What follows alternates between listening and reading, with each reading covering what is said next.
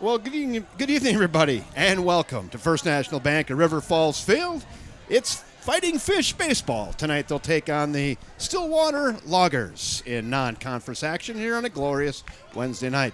Good evening, everybody, and welcome. I'm Kevin Westhouse, joined by my great color commentator and scoreboard operator, Mr. Bill Jensen. Bill, how are you tonight? I'm fantastic. Another beautiful night for baseball. It certainly is. It certainly is. Loggers are just finishing up their ins and outs, and we'll have starting lineups, a national anthem, and then we'll be right on to first pitch. Just a little bit tardy tonight. The American Legion game went a little bit longer than typical, but hey, we got our act together, and we'll be ready to go here shortly.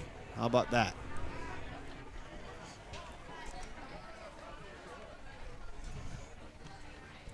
I'm going to go change the lighting on my other camera down there and just kind of get ahead of it. I'll be right back.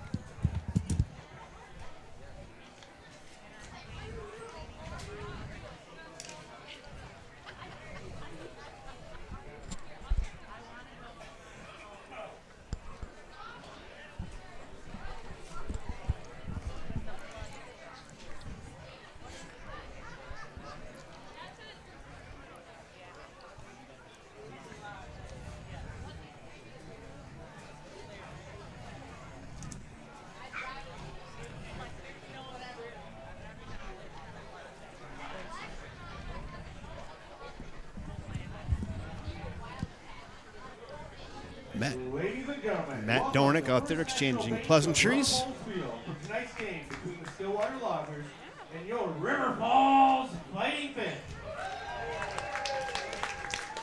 Tonight's game is sponsored by Gwynn, Vinnipal, and Zaraka County. The River Falls Baseball Council and the Fighting Fish would like to thank Walk-On Therapeutic Riding for volunteering in the concession stand tonight. Make sure to check out Comfort Smash Food, serving some great food at the plaza. And now for tonight's starting lineup. Starting lineups. Here we go.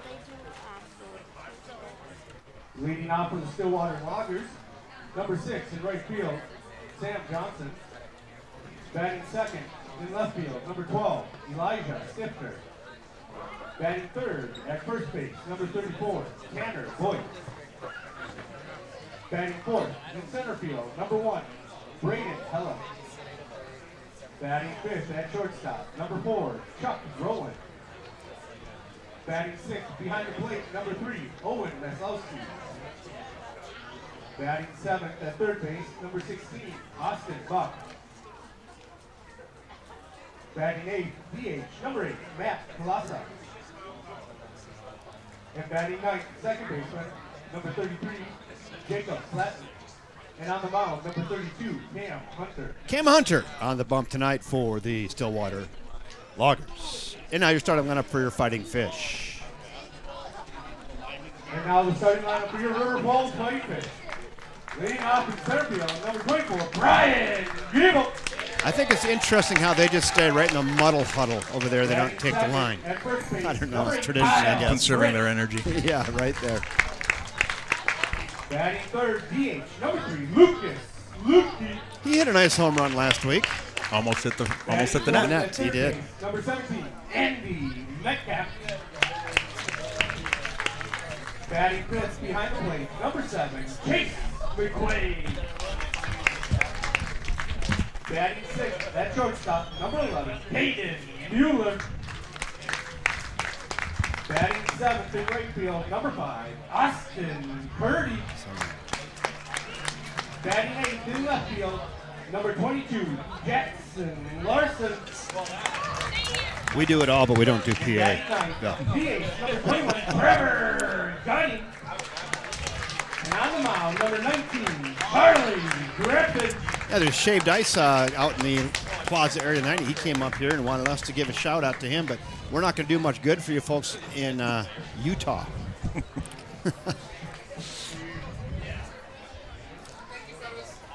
bet.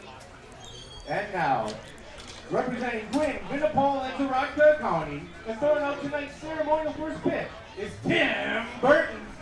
Tim, let the big dog eat, Tim. Ooh.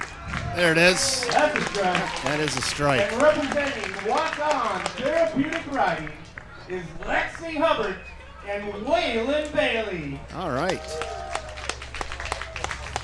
Brought the A-team tonight. You're going to throw all the way from back there, too. Here's the ball up, shoots and scores. Nice kick save and a beauty. Give her the rock. Go ahead. There it is. And that is a strike. That was a perfect strike. You know, that's just a person who knows their limitations, right? To come out, and I know what I can do really, really well. I'm not going to try more than I can do. I'm going to keep my game within myself. Yep. She did great. She did great. Let the big dog eat. There you go. You play hard for one, Once again, another round of applause for Gwynn Vinnipal's Rockville County. Nice and job. walk-on therapeutic riding. Very nice. They'll both remember that forever. At Oh, this they time, if you're able to, please stand. Remove your hats in honor of America for the playing of our national anthem. Oh, can you see by the dawn's early light what so proudly we hailed at the twilight's last gleaming, whose broad stripes and bright stars through the perilous fight o'er the ramparts we watched were so gallantly streaming, and the rockets' red glared, the bombs bursting in air, gave proof through the night that our flag was still there. Oh, say, does that star-spangled banner yet wave o'er the land of the free and the home of the brave? And that is River Falls' very own Jim Bone, class of '66 from River Falls High School, belting out our national anthem. God, that's good, isn't it? It's fantastic.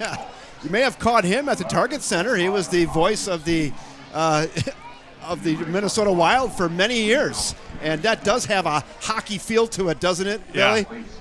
Yep. It certainly does. Waiting for him to break into the Canada version. Yes. I can almost hear him singing. Yes. Right? So, yeah, Jim Bone, class of '66, River Falls. We're lucky to have him. And another wonderful rendition of our national anthem.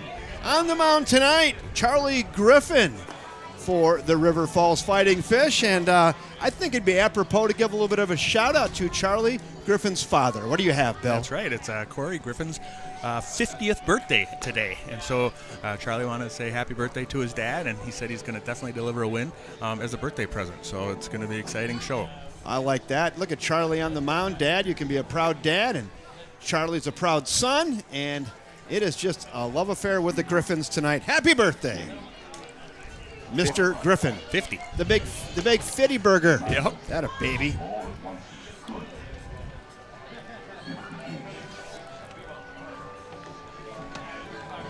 Charlie's about ready. We're about ready. Throw her down. Perfect.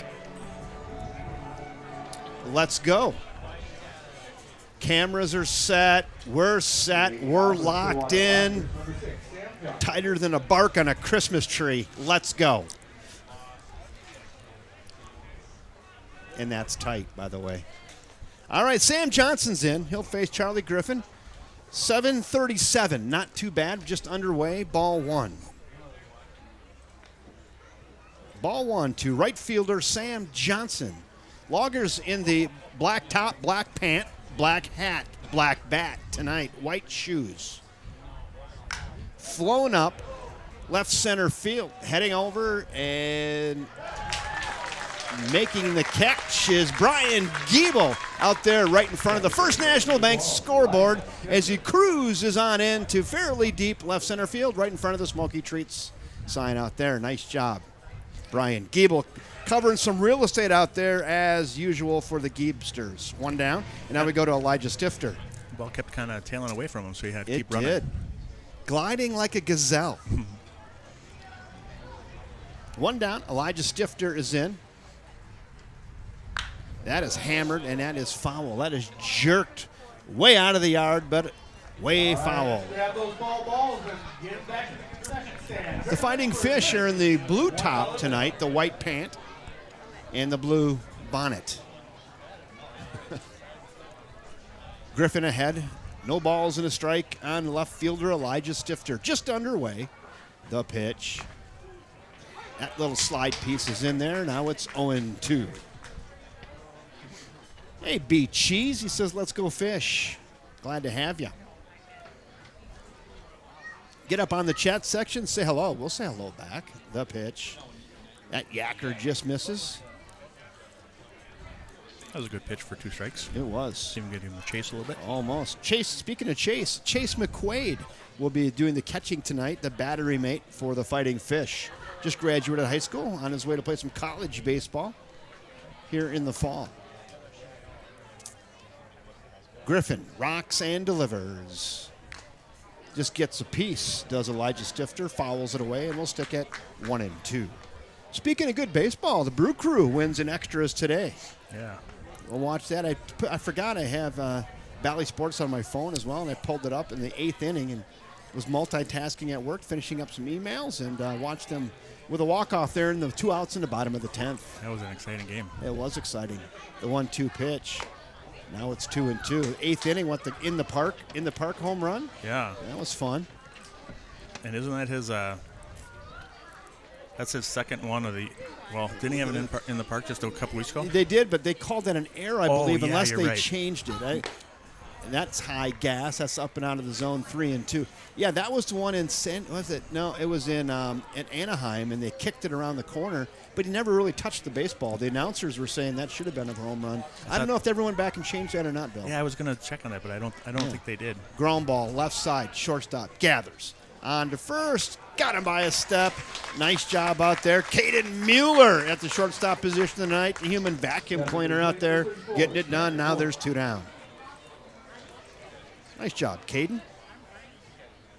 6-3 ground out. 2 in the books. Now we go to Tanner Voigt.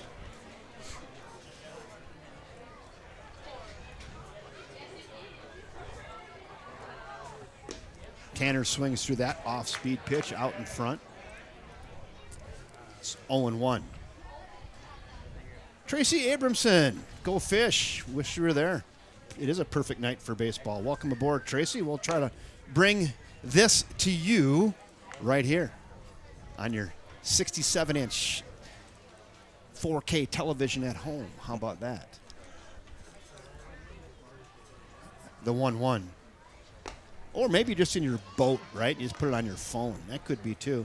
Well, I was looking for our first pontoon cruiser of the season. You know, maybe doing the after dinner pontoon cruise with the game on. That happens. Let's see if we can get one of those tonight. Nice fastball to knees. Jugs Gun had that one at 84 off the crisp arm of Charlie Griffin. Now it's 2-2. Whoa, Charlie.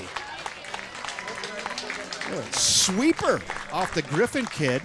Confidently throws that in there for a nice strike. Well received by Chase McQuaid. And Griffin gets the strikeout of the 3-hole hitter, and that will do it. The Stillwater Loggers send 3 to the plate. They get no runs on no hits. There were no errors and none left. After 1/2 inning of play from First National Bank of River Falls Field, Stillwater Loggers nothing, and your Fighting Fish coming to bat. It is really a nice night, isn't it? It's about 70 degrees, nary a breeze, a couple wispy clouds. Nice night. Nice crowd filtering in here as well. Still got a little bit of room for you. Not a lot, but we can tuck you in somewhere. Yeah. We can ask those people to move down a little bit if somebody needs me to. Sure. We can shuffle some people around. Standing room only. We got plaza areas wide open. It is a great crowd. We have some lean space on the top of the dugout there, and they have the rug out too. See that? They brought the rug, the little rug. They pulled that out of the shed back there, and they put the rug out for leaning. It's really nice. That's a great idea. Yeah, see that? See the young lady? She's sitting on it. She's comfortable. This guy's leaning. He's a leaner.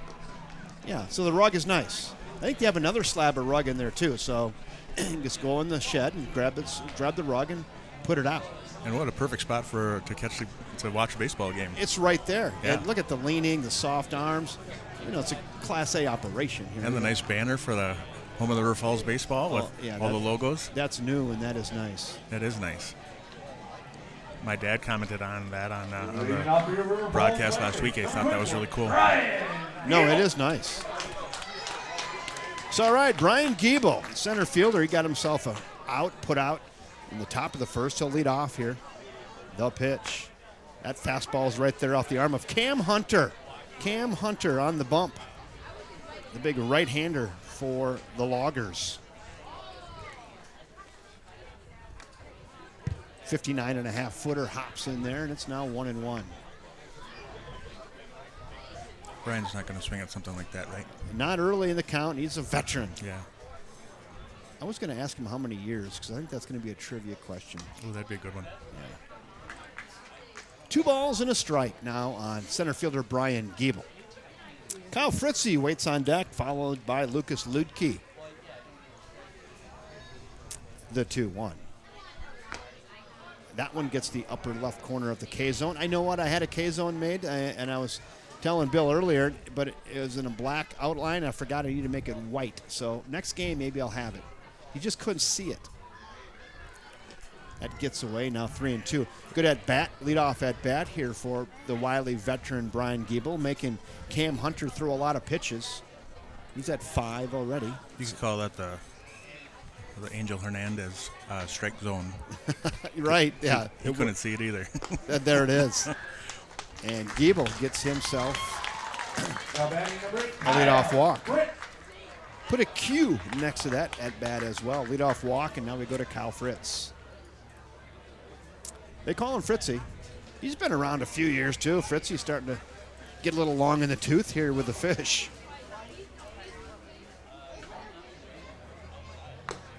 Up and away. Ball 1.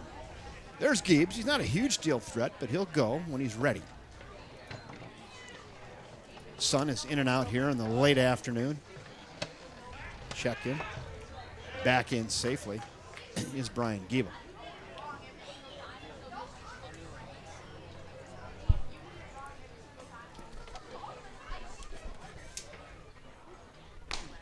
That one's right there. Now 1-1. Nobody out. Runner at first for the Fish. We're in the bottom of inning 1. Loggers went 1-2-3. And let's check him. Back in easily. And as I like to say, Bill, pack a lunch.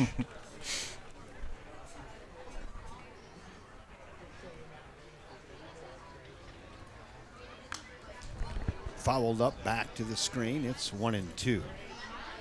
Got up in his kitchen a little bit there, and he fouled it back. It's 1 ball and 2 strikes. He liked it. So I see the Cardinals. I think they lost game 1, and they're playing a doubleheader against the Braves tonight, and they're on it probably soon. But boy, the Brewers are getting some separation, aren't they? Yeah, a lot more than I thought they would. I didn't notice, but the Cubs are in last place. I didn't notice that, but the 2-2 runner goes. That's hit to center and caught out in center field. Now he's got to get back to first, and he hustles back. So Giebel was stealing second. Fritzy with a little hit and run action there.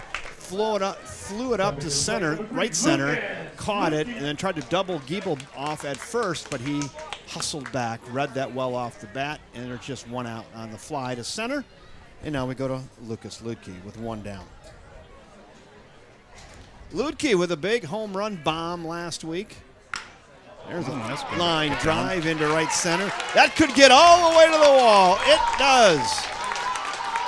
Giebel around third. They're going to wave him home. Look at the kid. They're going to hold the throw. Lucas Ludke with an RBI double to get things going here in the early frames. And a baby. Yeah, Lucas. Now batting number 17, Andy. We got to go out there and give him a little bit of a close-up on that. The Marauder. We'll get him right. There you go. There you go, Lucas. Nice double. Nice RBI double. Hit perfectly. Split him. Now we go to Andy Metcalf. So RBI double. Scores Giebel all the way from first. 1-0 Fish. Andy Metcalf now with an RBI chance with just one in the bucket. Ooh, nice healthy hack there from the Metcalf kid. Flips it back to the screen. It's 1-1. Arguably the best flow on the team. He's got a little more than dual exhaust coming out the back. That's full throttle. It takes you a while to grow that mane. Bottle of shampoo doesn't last very long in his house. No. Took a little off of that, did Cam Hunter. Had Metcalf out in front. Now it goes 1-2. Lucas Ludke in your foreground. RBI double for him.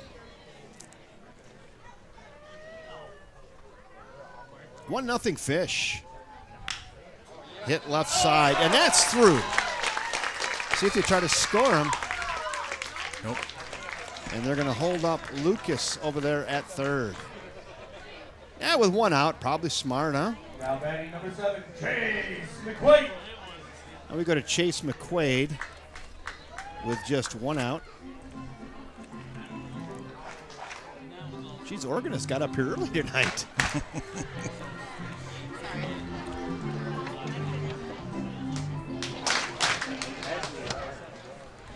That could be the earliest appearance for the organist this year.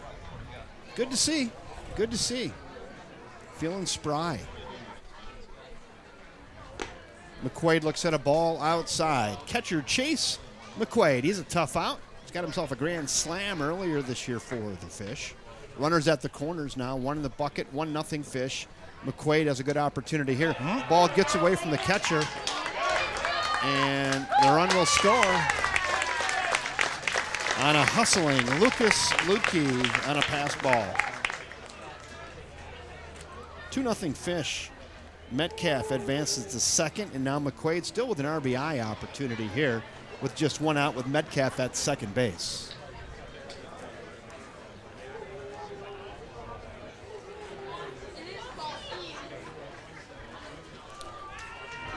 Yeah, real nice crowd. If you're watching your monitor, you can see that's pretty well filled in. Couple scattered seats. They might be in the restroom even. I don't know. They're getting a shaved ice. They might be getting some shaved ice. Ground ball right side, and that's through. See if they can get that run home. Here comes Metcalf. Got that thing blowing in the breeze. Nice slide, safe. And into second goes Chase McQuaid with an RBI single. 3 hits in a row, Bill. Double, single, single, and 2 runs. And now we're going to get a courtesy run. No, we're not going to get a courtesy runner. McQuaid's going to hit. And we go to Caden Mueller, the shortstop. Nice piece of hitting there by Chase McQuaid. Just nothing fancy. Goes with it. Pops it through the open hole on the right side, right between second and first. Rolls one through and allows the hustling Metcalf to score from second base. Good baseball, wasn't it? It was, and his speed on that hit was perfect. Perfect. The 0-1 to Mueller. Soft ground ball left side. This is going to be a tough play. Safe beats it out. Throw back to third. Safe. Was that the proverbial swinging bunt there by Caden Mueller? Couldn't have rolled that out there any better barehanded. And 4 hits in a row now for the Fish. And first and third now for the Fish. And now we go to Austin Curdy. Still only one out. Just one out. Curdy looks at a ball upstairs. Yeah, he couldn't have rolled that out there any better barehanded. And that's just a single for Mueller. See if Curdy now can get one in the outfield and get another one plated for the Fish. Just gets a piece of it. That might have went off the catcher's mitt maybe too. It kind of came off there weird, didn't it? It did. He's not shaking his head much, so it must not have hurt him.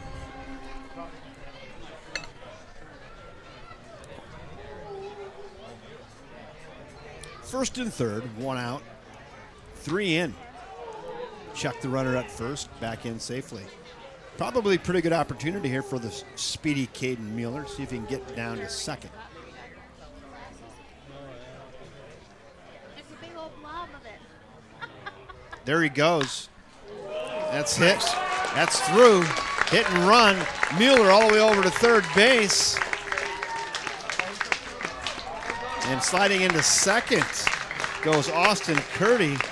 And the hit parade continues, and somebody put a 50 cents in the merry-go-round.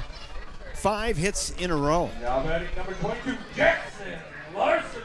5 hits in a row. It's still second and third, just 1 out. 4 in for the Fish. Wow, what an inning to start this thing. That fastball's right there. And, you know, Cam Hunter's throwing strikes. He's throwing hard. The Fish are just hitting them where they aren't right now.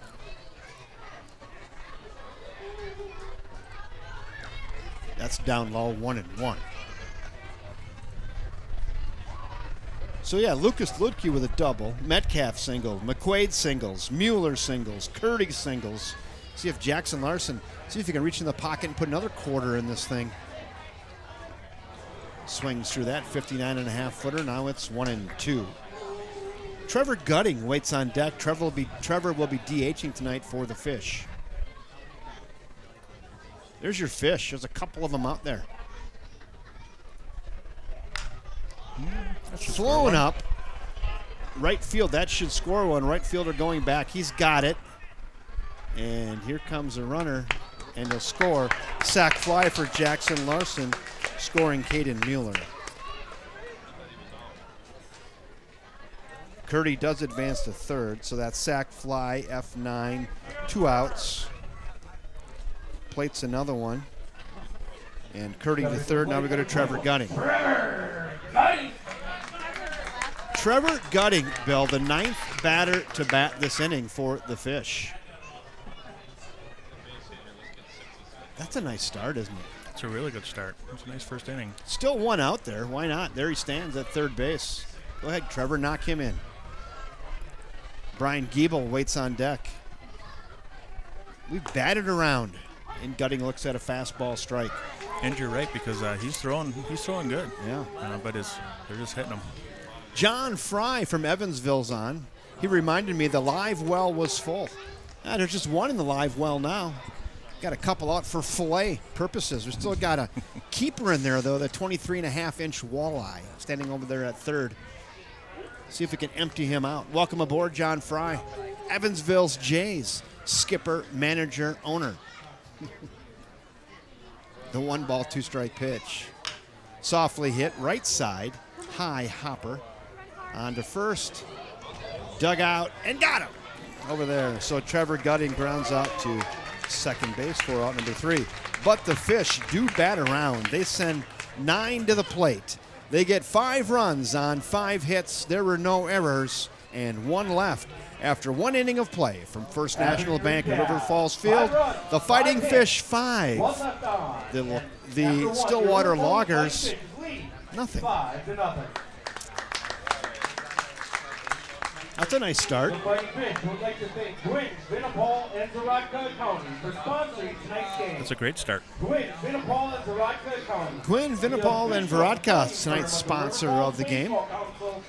Speaking of sponsors, let's go ahead and thank Hickory Homes. New home, happy life.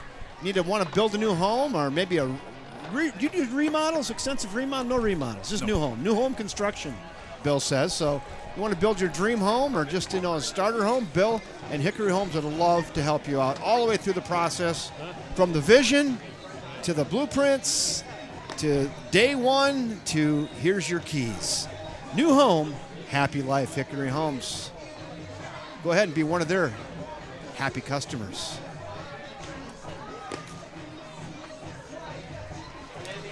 Got the nice Fish logo on the screen. Got the add of the Fish logo. I did that right when I added the K-Zone, which it was the wrong color. So I spent a little time on Saturday morning futzing with it. That K-Zone's going to be really fun to It'll watch. be fun. It'll be fun. So here we go. 4, 5, and 6. Helm, Rowan, and Maslowski are due up. Swings through that. Griffin posted to a 5-0 lead as we head to the second here.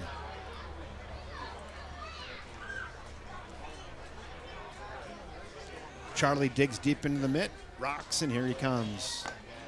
That one just misses off the plate. Now 1-1. Boy, I'm really impressed with this crowd tonight, though, Bill. Yeah, they're getting behind their teams, too. So They are.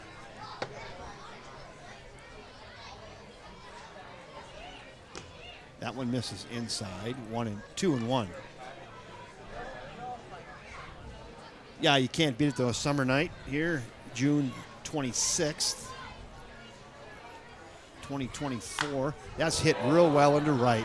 At the track, at the wall, looking up, gone.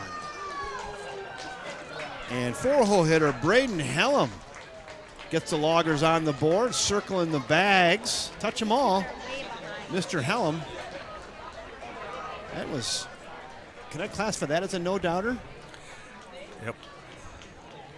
That he hit that well. Struck well. Got a fastball inside half, turned it around and hit it over the double-decker fence. And high fives all the way around into the Logger dugout. And they're on the board. It's 5-1. Home run. Now we go to Chuck Rowan. Charles Rowan. Chuck Rowan. Ground ball back up the middle. Nice play on to first. Got him! What a play! Caden Mueller. Oh, baby. 360 spinnerama up the middle. Gathers it and throws out a speedy Chuck Rowan on it. Looks like a simple 6-3 ground out, but that is a big-time baseball play there, Bill. Wow. The crowd was appreciative of that play, too. They saw they saw how great it was. Wow. Yeah, he ranged to his left, got behind the bag out there at second. 360 spin, throws a strike over to first to Kyle Fritz, and gets Rowan on the 6-3 ground out. There's one down. We go to Owen Maslowski. Wow. What a play. Another ground ball to short. Mueller gathers it on to first, high throw, pulls him off the bag. And after that unbelievable play, he just has a high throw on the easy one. That's going to go down as an E6 and first error of the game. And Maslowski reaches now with one down, and we go to Austin Buck. That play was too easy. Too easy. Yeah. Too easy. He needed to spin around a couple times. 3-hopper. Yeah, and had all day, right? He just threw it high. Kicking himself over there. Now they can turn a double. Set up the double play. He said it was like a peel, and I said it was. That's down, ball one. One in the bucket. There's one in here in the second. The home run off the bat of Braden Hellam. With the 7th spot in the order, Austin Buck. Buck flies one to center. Giebel under it and makes the catch. Out in medium right center field. And Brian Giebel fielding his position well out there. Glides over and makes the catch on a simple fly out to center. There's 2 down now. And we go to Matt Kulesa. Matt's DHing tonight, hitting in the 8th spot, batting for pitcher Cam Hunter.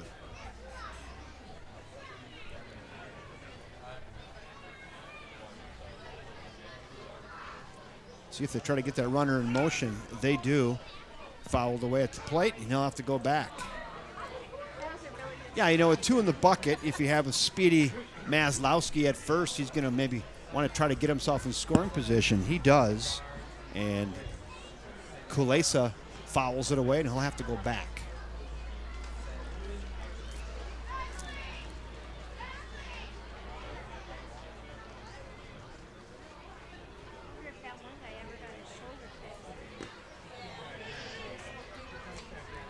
Down low. 1-1. The kid for Tennessee, he tried to steal like 7 times the other day. Yeah. And they kept on fouling it off. That kid was gassed. He was so tired after just trying to get to second. How about Monday night in sports? Yeah. Blew a thumb on that. We had the national championship game for college baseball. We had game 7 of the Stanley Cup, and we had a Brewers game on. I was all over the board. And it was a late Brewers game, so you could catch that later on, too, so that was perfect. Yes, I was out in my barn, and that ball gets away, and runner on down to second base. Yeah, I was out in my barn by myself, had a fan going. I made a pizza for myself, and I had a pizza and watched some really good sports on a Monday night. It was outstanding.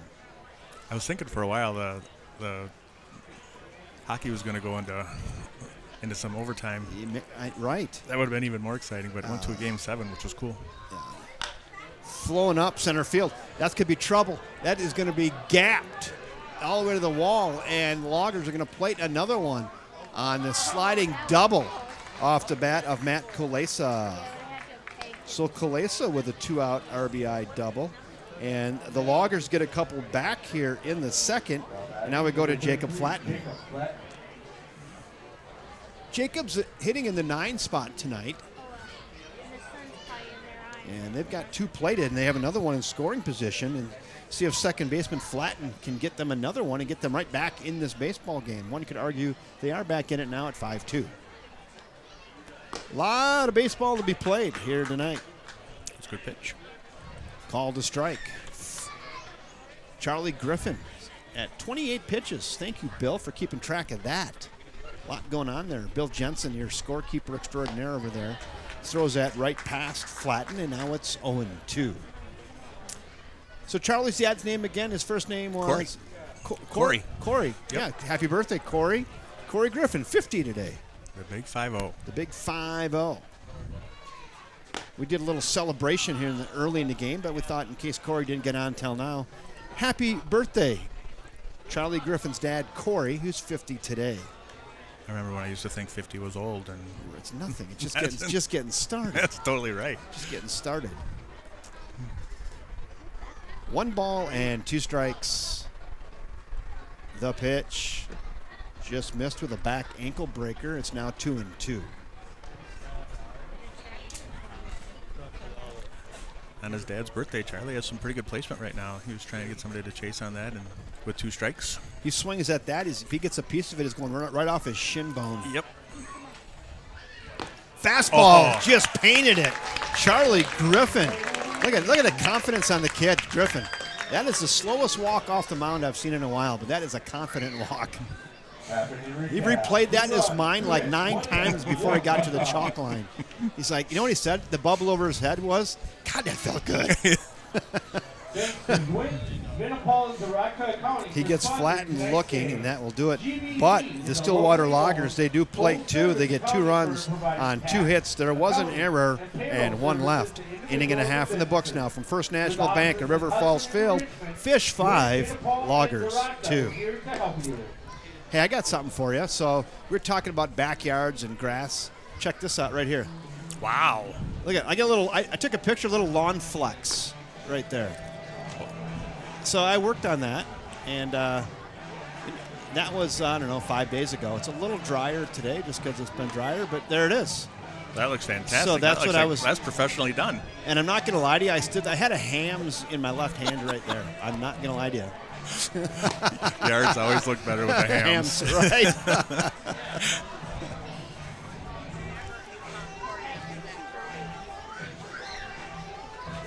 I have a buddy of mine who's a farmer. Last year he couldn't get a crop of hay to save his soul, and Right, this year he's selling extra. Top of the order, Brian Giebel's in. We're in. Let's go. John Fry has a great punt I'm going to get to here. That's hit pretty well in the left. Left fielder cruising back. I think he's got room. Nestles up against the warning track and makes the catch. In deep left field. So Giebel gives that a ride out to deep left field. Simply goes as an F7. There's one down. Now we go to Kyle Fritz. Yeah, he gave that a little bit of a scare, didn't he? Maybe a little bit off the end of the bat. Yeah. But put a pretty good juice into that one. That's down low, ball 1. Kyle Fritz flew out to center his first time up. That's called a strike, now 1-1. Yeah, John Fry says, sounds like the Loggers have harvested some good lumber for their bats this inning. Bring that town hall. Yes, they have the loggers. They have their choice pick, right? You know, they find some good hickory, put that on the lathe. If that one doesn't work, they go back to the stack. And name it Wonder Boy. Wonder Boy, Wonder Bat. High chopper on the infield. That's going to be a really tough play, and just wide. He's going to beat that out, score that an infield hit for Kyle Fritz.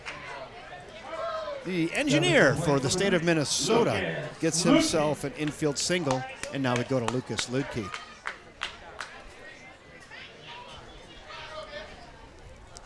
Penny Keith, welcome aboard. She says, great night for a ball game. It is beautiful.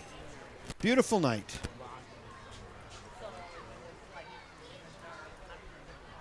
That's high and away, ball one. Ludke doubled, then RBI double his first time up. He scored Giebel all the way from first base. Little flare to left, that's down! Ludke's 2 for 2. That a baby Lucas. Nothing fancy there. And how about some plate of Oppo tacos for Lucas Ludke? Takes an outside pitch, flips it up over the third baseman's head, and just a really nice piece of hitting there by Lucas.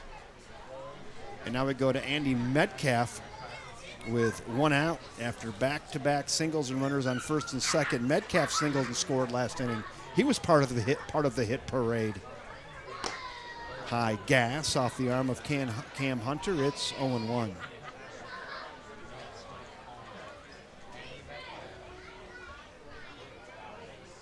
Nice murmur in the crowd, too, isn't there? It is. That hops in there, 59-footer, 1-1.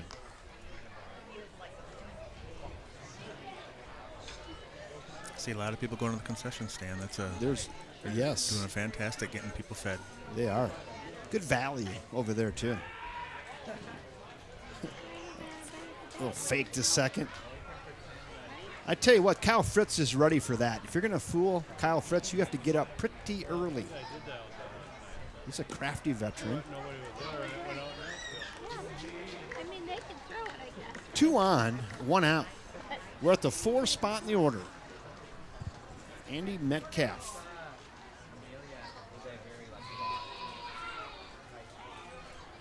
The pitch.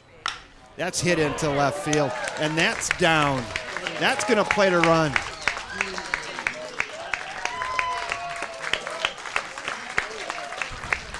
No stop sign there from the skipper, Matt Dornick. He just says go. He had the green light all the way all around for Kyle Fritz, and another single for Metcalf, another RBI for Metcalf, and Fish get one of those back. Now we go to Chase McQuaid. Chase has himself a hit tonight.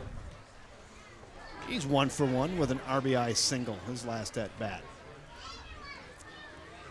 Choking up a 1/4 inch on the bat. Looks at a ball upstairs.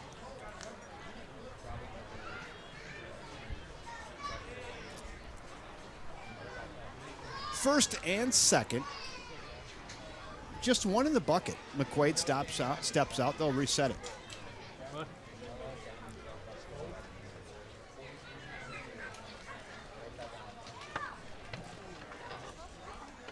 Get that camera focus there. There we go.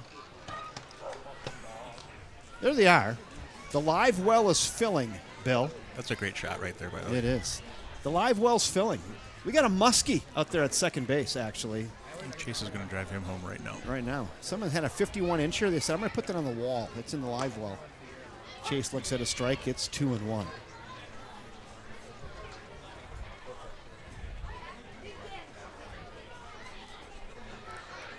That's Lucas Ludke out there at second base.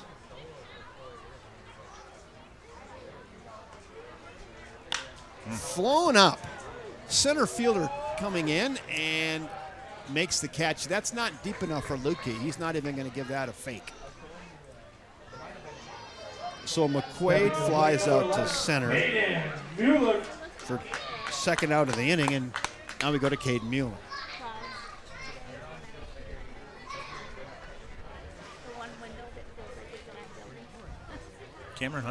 Hunter has settled in nicely, pitching. Real nice. Got about half of the pitches he had in the first inning. That's low. Good take there from Caden Mueller, who's 1 for 1 today, and he has himself an RBI single. He's part of the hit parade. That was a fun parade. Very fun parade. The 1-ball pitch to shortstop Mueller.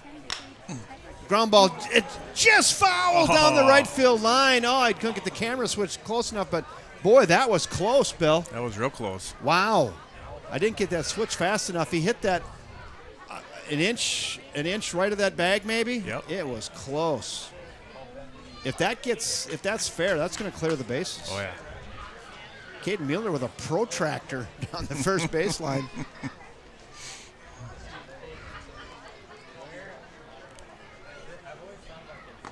And for those of you under 30, look it up.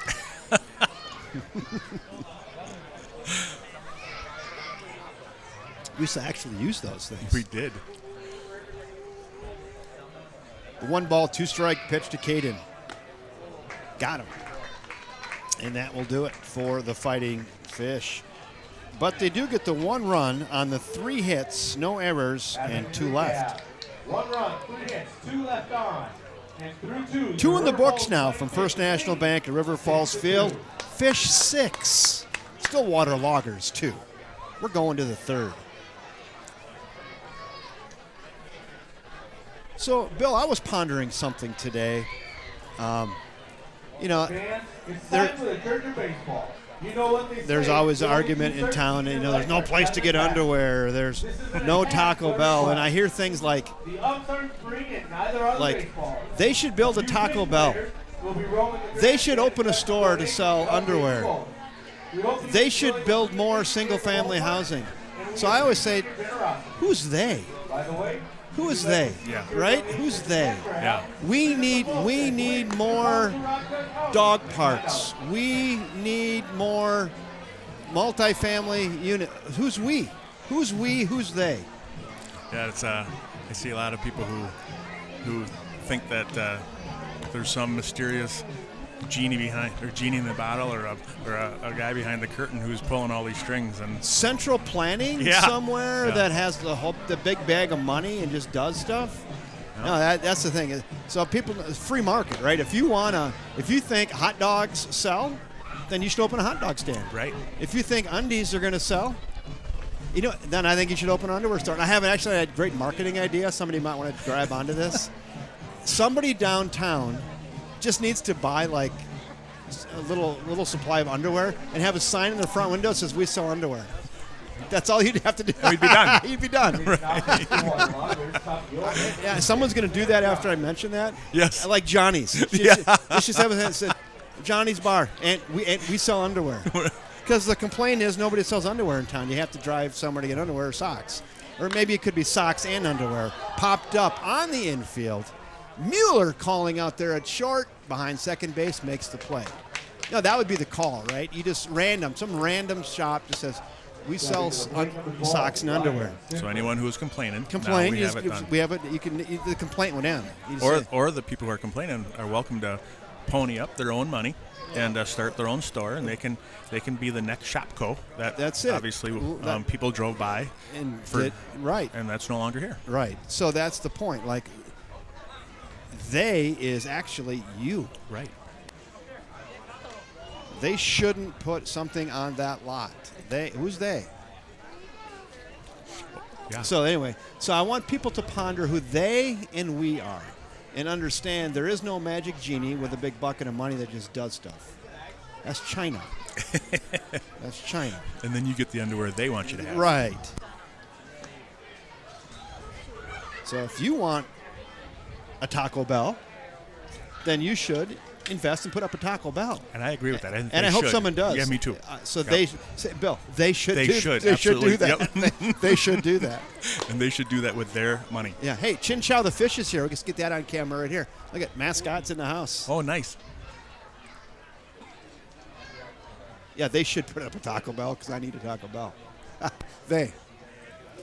So somebody should risk their capital and do that so I can enjoy a burrito every now and then. Right.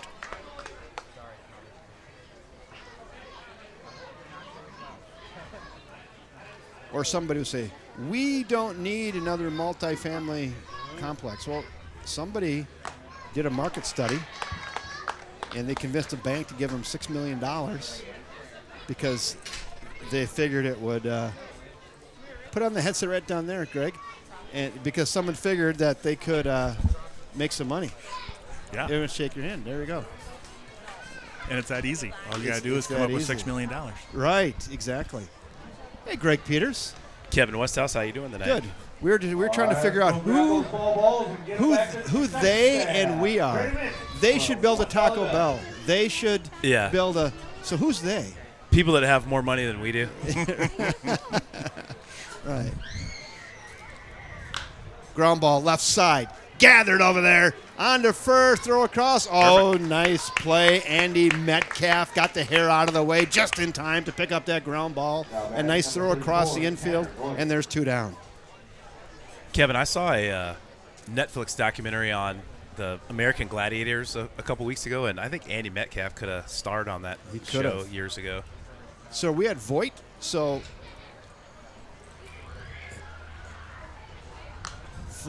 help me out. So what did Elijah Stifter do? We were talking. Well, that was who grounded out to third. Okay. Oh, this is Tanner Voigt. Yeah. Got it. So that was the first. There's 2 outs though. So what is Sandy Johnson? Somebody popped up to short. Oh, yeah. Yeah, Got that was- another one to third. On to first. Wide throw. Oh, yeah. I don't know about that. Wow. Let's go to the replay camera. I'm gonna here. You guys you be the judge of that. So I had a camera full pop, but you can definitely see it here. So will you guys tell me? I think he was out, but it's okay. Goes wide. Ooh, I think he got it right underneath the foot. Yeah, I think he got him. It was close. So I'm over here jabberjawing, and I missed that ground ball to third. So they scored that an error on they the did? throw. Yes. So we had a fly out, we had a 5-3, and then we had an E5. 1 out. I don't think 2 outs. E5. Yeah, Braden Hellum is up now. Okay, I'm back with it. so. It was before this last turn. John Fry is being funny tonight. He said, Peter's Insurance and Underwear. We insure your family jewels.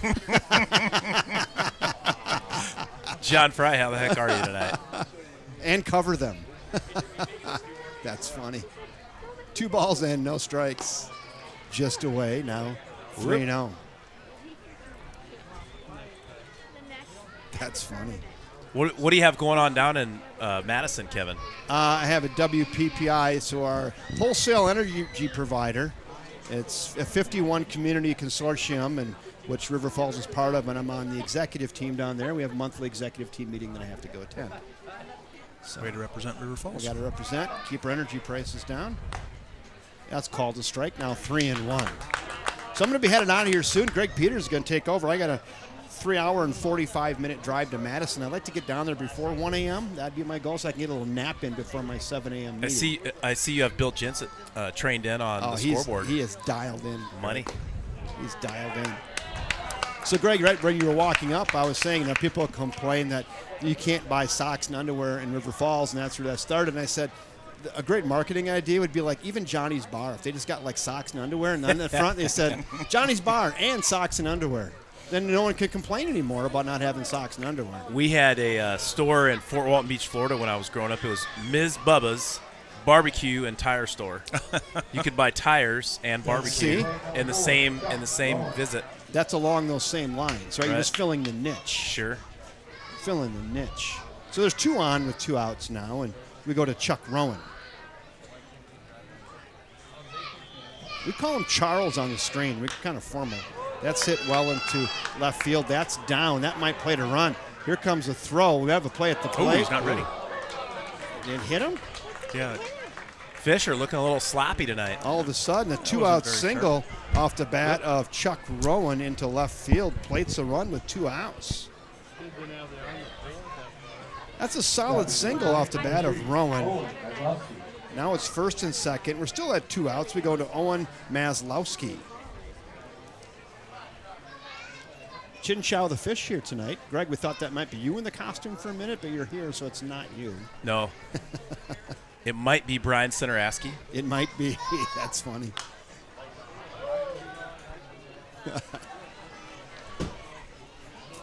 Owen Maslowski reached on an error and scored his first time up tonight. How was golf tonight, Greg? That was good. It was a very nice night out. Brian Centeraski played the best night of his season so far. Did he? How about you? I played all right. I played okay. Did you? Yeah, not too bad. Wild pitch. Ball gets away. Runners do advance to second and third now with 2 outs. And, boy, might want to put the lid on this. Owen Maslowski trying to keep the Loggers really right in this thing. With Steve, is that scoreboard messing up? Did you notice it doing something? Was it flickering? Well, no. It's not adding correctly. Oh. Nice slide piece there off the arm of Charlie Griffin. It's now 1-2. These kids are throwing baseballs off the back then. We have to shut them down. You hear them out there? Oh, is that what they're doing? Yeah. Oh.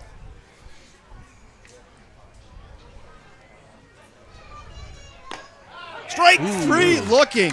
Charlie Griffin with another. Watch Charlie come off that mound. Look at the confident swagger. Yeah.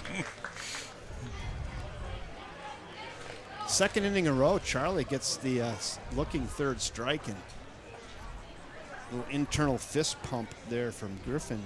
That'll do it. They do get 1 run. 1 run on 1 hit, 1 error, and 2 left on. 2.5 in the books now from First National Bank at River Falls Field. Fish 6. Loggers 3. Walk-on therapeutic riding for volunteering in the concession stand tonight. Yeah, the scoreboard is 2. No, they have 3. They got 2 in the second. Yeah. They got 2 in the second, 1 in the third. Gotcha. Yeah, now it's there. It goes. Now it's right. Now it's right. Yeah, It wasn't right Something a second just ago. keeps something's. Now it's Here, let me go. Now it's 2.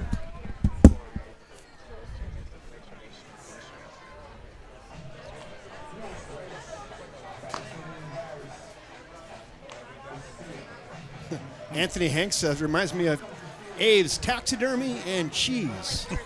Yeah, right? Maybe we could go with that. Who's got the weirdest combination, right? That's a good one. Yeah, taxidermy and cheese. You know, we've all seen the bait, beer, and guns. I mean, that's not. That's, those kind of go hand in hand. Kind of go together, In though. order. Yeah. Like bait, beer, and wedding dresses. That'd be weird. So what's the weirdest one you've seen at home? Mine is without a doubt Ms. Bubba's Barbecue and Tire Store. That's good. That's top of the list. And it's out of business now, so it's not. So it didn't work. It didn't. Austin Curdy is in. Curdy singled RBI his first time up. I never tonight. bought tires there, but I did buy barbecue there. The barbecue was good. Sure.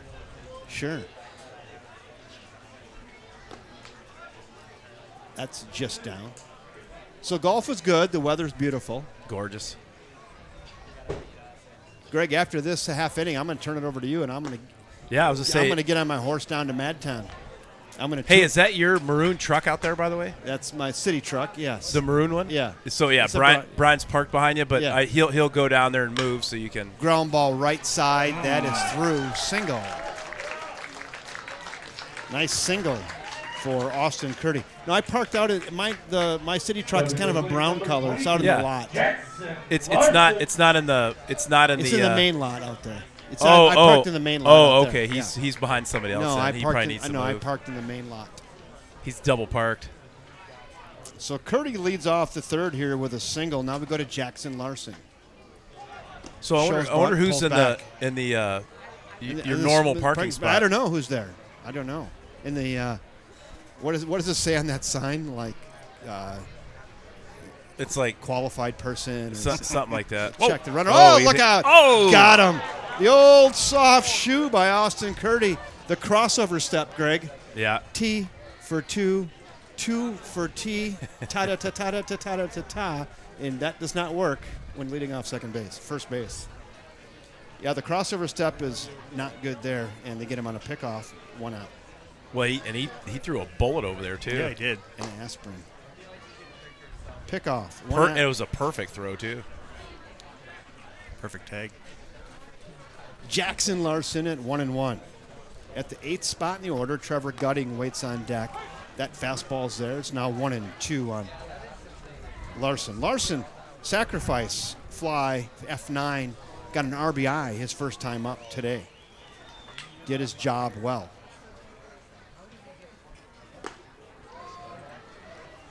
Where was that? I'm not sure. Probably turn the lights on in a minute, huh, Greg? Yeah, they'll probably be, I bet, right after the end of this half inning. There you got him. Tag him out, and that'll do it. Throw it around. Well, you must be making a quick trip down to Madison because you'll be back I in will. River Falls by Friday. I'll be back tomorrow night. So I have a Okay. meeting like 7 a.m. to about 1 tomorrow. Then I turn around and come home. Well, you'd think almost you could have a Zoom meeting for that short They amount of have time. them, but I'm telling you, I'm going to tell you a little story. Well, I like in-person meetings myself. I do. So WPPI Energy really emphasizes the ground ball to second, on to first, got him. So Because if you're trying to save energy, you're spending energy to go. they have a high. Seems a little. So this is old school. So and it works, and I'm going to comment on this, and I'm going to recap the inning: 3 up, 3 down, 1 hit, no runs, no errors, and none left. 3 in the books, 6-3 Fish. So WPPI Energy, they have high value on relationships. So we can do Zoom meetings once in a while, but they have a lot of value. They emphasize a lot of value on the in-person meetings. All the intangibles that go along with getting together, hanging out during the breaks, just kibitzing and talking in person, seeing each other, laughing. And I'm all for that. So the leadership at WPPI, again, it's 51 communities all over the state of Wisconsin. They get in the car and drive everywhere, too, just to go see people. They were up in River Falls last Thursday night, actually. So one guy came from Sturgeon Bay. They come from Madison. You guys should stay and have dinner and build some relationships tomorrow night. We could. I'm going to be there for breakfast, a meeting, and lunch. And then I'll be coming home. But so anyway, that's why we do Zoom once in a while, but we like to get together and share stories and experiences and learn from each other. So that's the deal. You don't. You're preaching to the choir. I can't stand Zoom meetings, but right. Well, our generation, right? Yeah. We understand there's some value in that. So Greg, can I give this back to you? Mm-hmm. I feel like Bob Uecker. All right, everybody, it's 3 in the books, 6-3 Fish. Turning this thing right over to Greg Peters. Greg, take it home.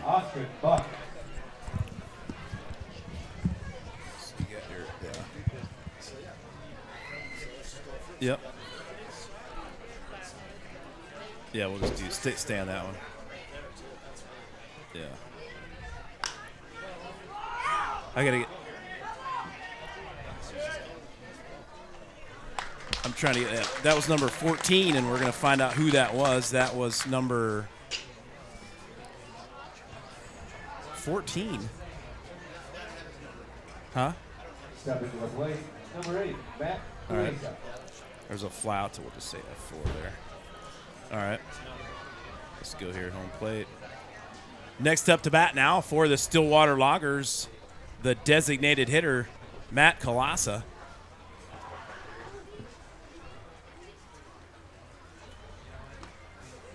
Ball 1. Well, Bill, how's things been going for you, brother? Real good. This is my second game, and I'm loving it. I listened to you guys, the first one. You guys did a great job. The door wasn't locked when I got here, so they welcomed me back. Yeah. Whoop. There's a shot to left center. Well, sorry about that. The Godfather spilled water all over me, but we're good. No harm, no foul. All it did was cool me off. And so, was that a fly ball to center field, Bill? Yes. So we'll F8 for out number 2. Charlie Griffin's cruising along here in the top of the 4th inning.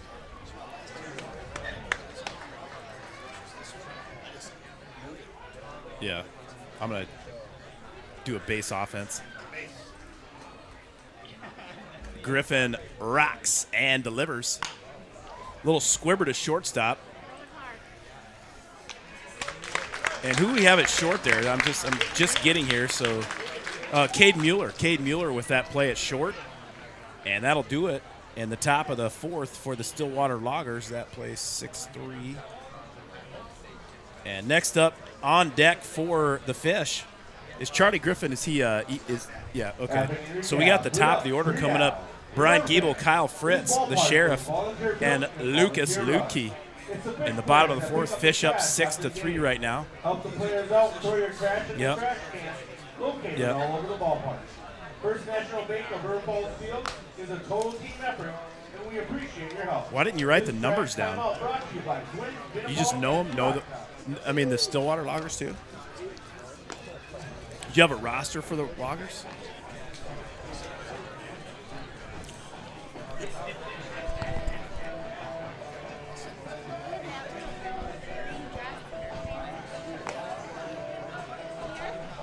Maybe Steve's got it.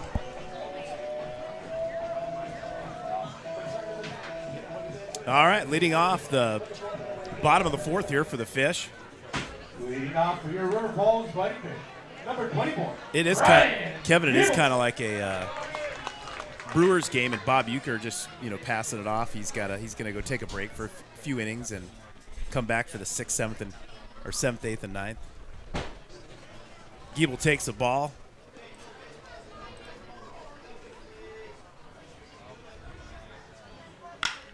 Giebel smashes one to short, fielded by the Loggers, and out at first base.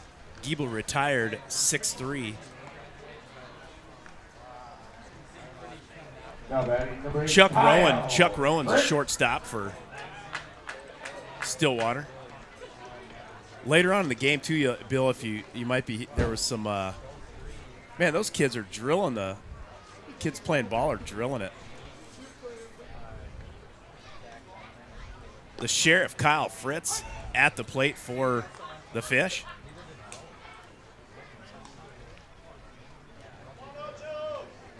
Whoop. And Fritz hits one to second. Fielded nicely there by Jacob Flatten, and Fritz is retired. Out number 2 for the Fish. So Giebel went 6-3, and Fritz went 4-3. And now up the mustache marauder, Bill, we like to call him, Lucas Lutke. Lucas rips a single over second base. All the way to the wall. And Lutke in with a stand-up double. Stepping to the plate, number 17. The Fish's 10th hit on the night, Bill. Yeah. Yep, they've been hitting well. This Yeah, that's right. Kevin Westhouse, on his departure, said that Lucas Lutke was churning butter. Which apparently, Bill, I guess, is if you get 3 hits in a game, that's what the definition of that is. that's a Kevinism.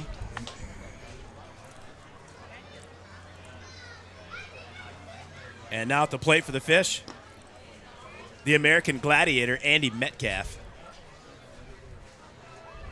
This Cameron Hunter, the pitcher for Stillwater, had 31 pitches in the first inning, so he settled in nicely because he's only up to 65 now in the bottom of the fourth.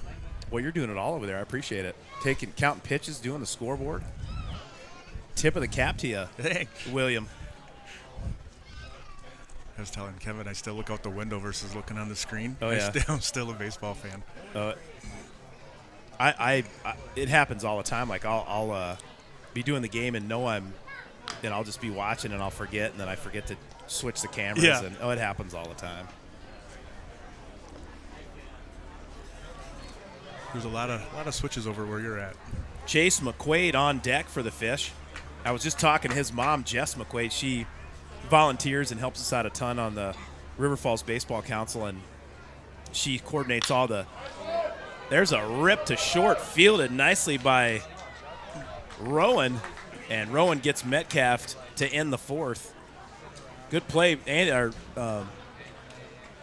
Chuck Rowan had 2 nice plays there in the bottom of the fourth.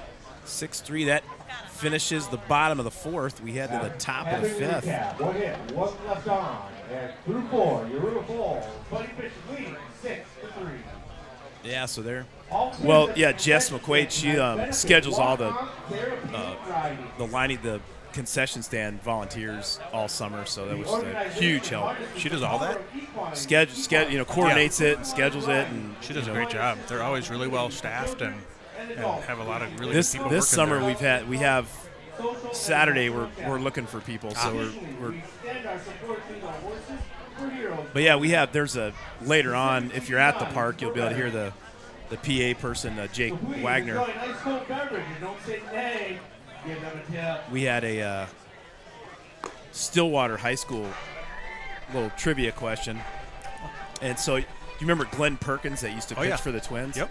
So he's from Stillwater, went to Stillwater High School. His brother, Jerry Perkins, was a longtime River Falls resident, and unfortunately, Jerry and his wife, Jen, and 2 kids moved down to Viroqua last year.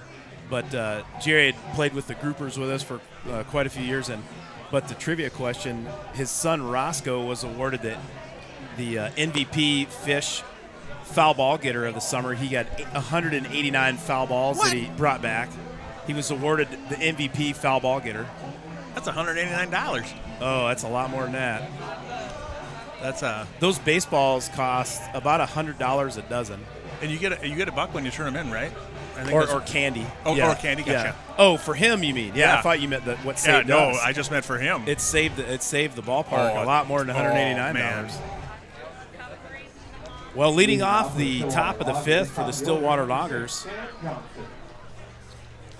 the right fielder slamming Sammy Johnson. From the left side of the plate, Johnson flied out to center in the 3rd and also flied out to center in the 1st. 0 for 2 on the evening. And Griffin gets a strike. Yes, yep, Charlie Griffin still on the hill for the Fish. It's his dad's birthday today.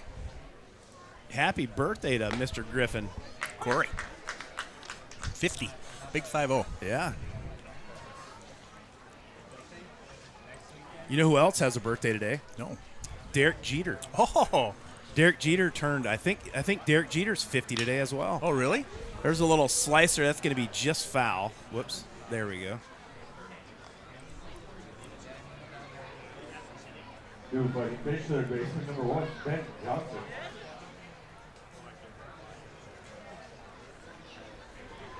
Yeah, I was looking up some of those, some of the stats for the PA script. I was typing that up last night for Jake.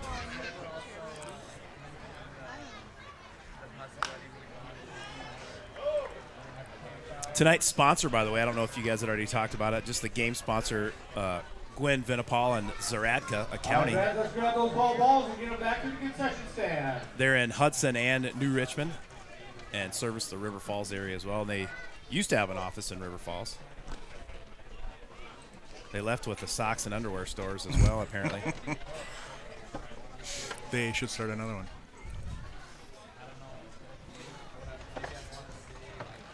One and two the count. Griffin on the hill and Johnson at the plate. Ball 2 outside. Talking about Glenn Perkins, he was doing a couple of broadcasts for the Twins. I really like him as an announcer. Yeah. He's really good. Yeah, he's down home and, you know, talks baseball, but he doesn't try to get too. He doesn't try to be somebody he's not. Totally. For sure. Yep. Which works well. I think that's the best way to do it. I think so too. So I was going to say official scoreboard operator Steve Manfred gave that a hit. I agree. That'd have been a tough play. So there's a hit. And next up, Eliza Stifter. It's only their 4th hit of the game. Yeah, Griffin's pitched well. They Fish with 2 errors on the night. So I'm not sure how many of those 3 are earned, but I'm guessing not all of them for sure. That's right.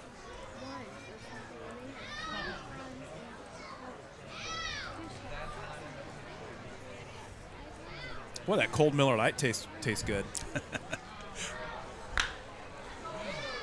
Boy, I tell you what, Elijah Stifter absolutely ripped that one foul. Thought it was foul.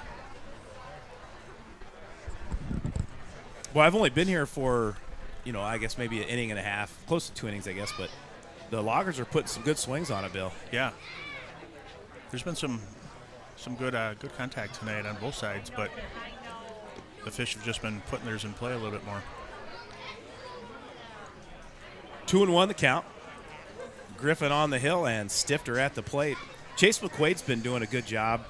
He just been on the Fish maybe 3-4 games, something like that, but doing a great job behind the plate. He frames, he's a very good defensive catcher. He has a great arm behind the plate, frames the pitches very well. He got a strike, that last strikeout in the top of the fourth was I think it was probably a few inches in, and Chase got the call for him, moved his body out and makes the pitch look makes it look more over the plate than it is.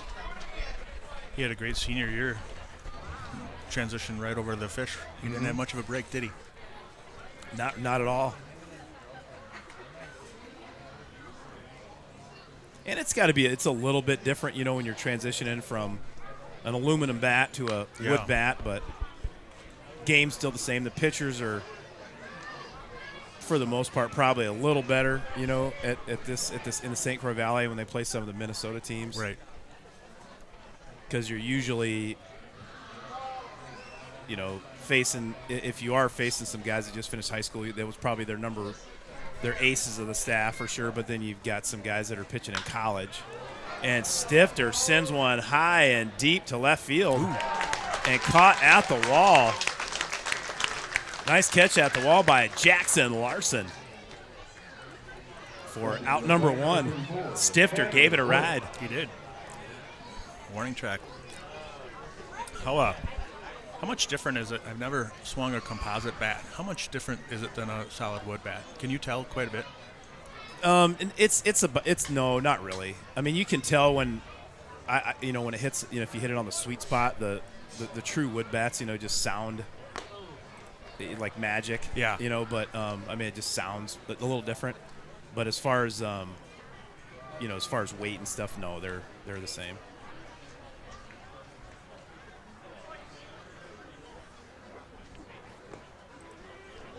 But I think and they have dialed those aluminum bats back a little bit. Back in the 80s and 90s, the aluminum bats were starting to get dangerous, and that's why they did it.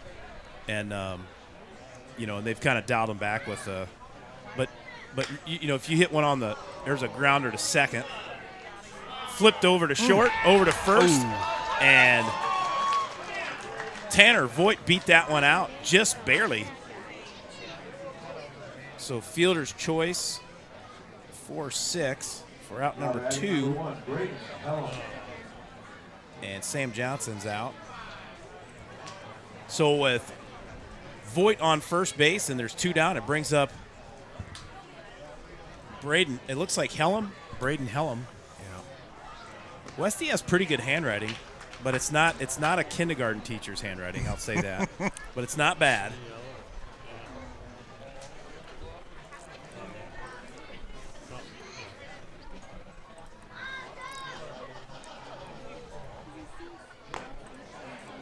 Griffin right down Hanson drive for strike number 2. 0-2 the count, 2 down. Fish up 6-3 here in the top of the 5th inning. Great crowd on hand tonight, Bill. Yeah, it was. It was an American Legion game here before this game, and so that was a nice crowd, and a number of them stayed here for this game too. So it's been awesome. What's kind of organically happened over the course of the 10 years that First National Bank of River Falls Field has been open is this has become like the middle school hangout in the summer. So all the middle school kids are kind of roaming around. It's a good place for them to hang out. Hopefully they're staying out of trouble over in Hoffman Park.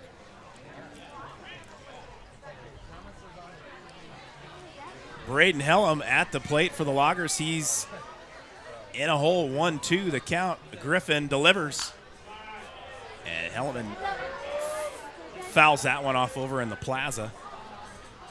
One of these days we're going to get that plaza sponsor named. You'll have to. Oh. You want to put a headset over there, Brian? If you want, it's right over there. Right there. Brian Centeraski. Bill, have you ever met Brian? No. Brian Nice to meet you. Centeraski. There's a hot shot to second base. Nice. And I was looking down to check who the second baseman was because it's Lutke. And what happened there, Bill? And it looks like the first baseman just took his eye off the ball for a quick second because it was a good play, a good throw. Looked like it was a good throw. I'd had to reach for it a little bit, but it looked like he just took his eye off the ball for a second. So you'd say an E3? Yes. Yep. That's what I'd call it. Yep, so error on Fritz. Runners on first and we're on second and third now. Runners on second and third. And it brings up Chuck Rowan, the shortstop. 3 errors for the Fish tonight here in the first 5 innings. Uncharacteristic for the Fish. They've all been those kind of plays, too.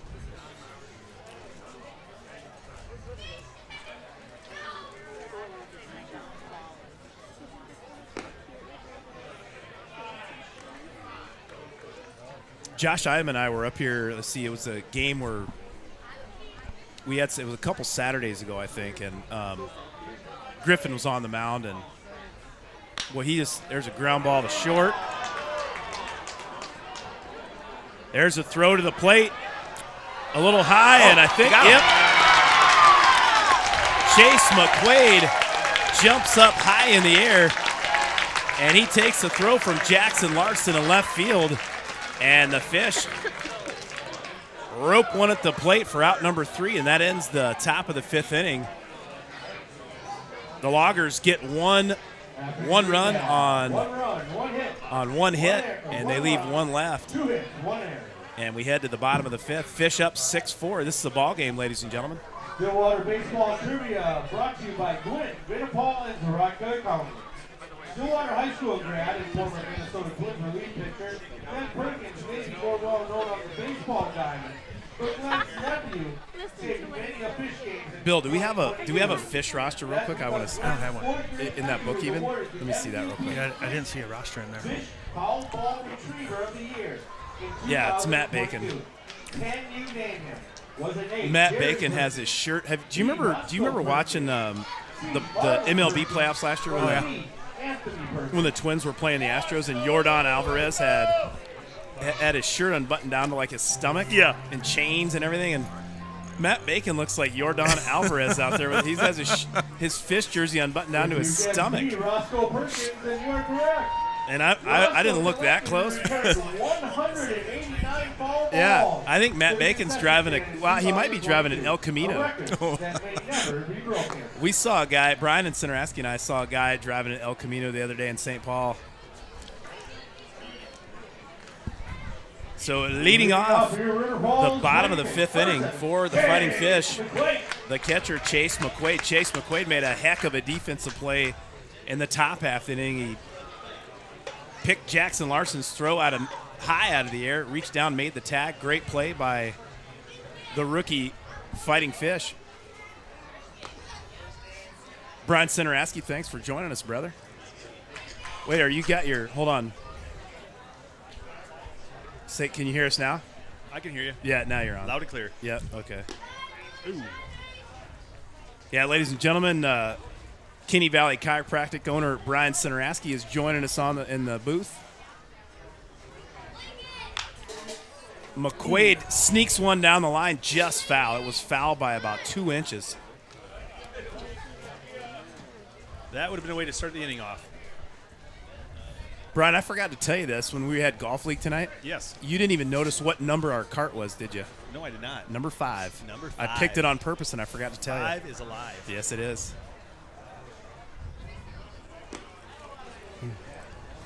Talk again, Brian. I just want to. That was just outside. Yep, there we go. Now we got us all set up.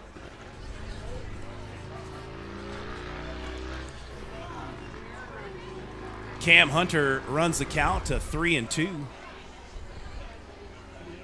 Bottom of 5 if you're driving eastbound and down on 94 like Kevin Westhouse. Thanks for joining us. Chase McQuaid gets a walk to lead off the inning. Coming to the plate, number 11, Caden Mueller. And next up for the Fish, the shortstop, Cade Mueller. You guys have Golf League at Troy Burn or River Falls? At River Falls. Gotcha. Just right across the road. It's convenient. Very convenient. First year, starting to dominate it. was there a couple weeks ago. It was in fantastic condition. Oh, it still is. And to be honest with you, Bill, I don't know if there's a golf course in Minnesota and Wisconsin that is not in good shape with all the rain we've had, they're doing something wrong. It should probably be a housing development. Yeah, correct. Correct. I saw Corey at he was at one of our grouper games, and by the time I was going to talk to him about hopping on the squad, and game got over and he left. I didn't get to hang out with him. He's I'll text him. See, were you serious about? Did he want to play? Or? Yeah, he does, but he's wondering if he can hit, and there's only one way to find out. So then he's doing batting practice with Ben, his kid who plays for the Raiders, and it's really funny to watch those guys now. Chase McQuaid's kind of leaning off a first over there. Mueller takes a strike. That one on the inside corner from Cam Hunter. Nobody down here in the bottom of the fifth. Ooh, that is absolutely smashed to center field. There's Chase McQuaid rolling around the third. He slides in safely. And Mueller scurries over to second on the throw. Caden Mueller with an absolute rocket up the middle. Now batting number 5, Austin Curdy. The 11th hit. Yeah, the 11th hit for the Fish on the night. How are your numbers for the groupers? Well, we there's about 25 guys on the roster, but realistically, most games we get 11 players, 10 or 11, maybe 12 sometimes. Sometimes at home games we have more guys show up, but so yeah, could we use another and somebody as athletic as Corey? Absolutely. Thought that was Death Vader. Oh, it is. That's Steve. Steve always plays that music when the opposing manager goes out to the hill. Brian, that's just to let you know. So your public address announcer tonight is none other than Jake Wagner. Hello, Mr. Wagner. And your official scorekeeper and scoreboard operator is none other than Steve Manfred. Hello, Steve.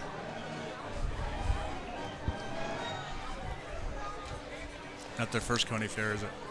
No. They know to just ignore me. Well, what do we got? We got a guy on third and second, no outs. Yep, second and third, nobody out, and Austin Curdy at the plate.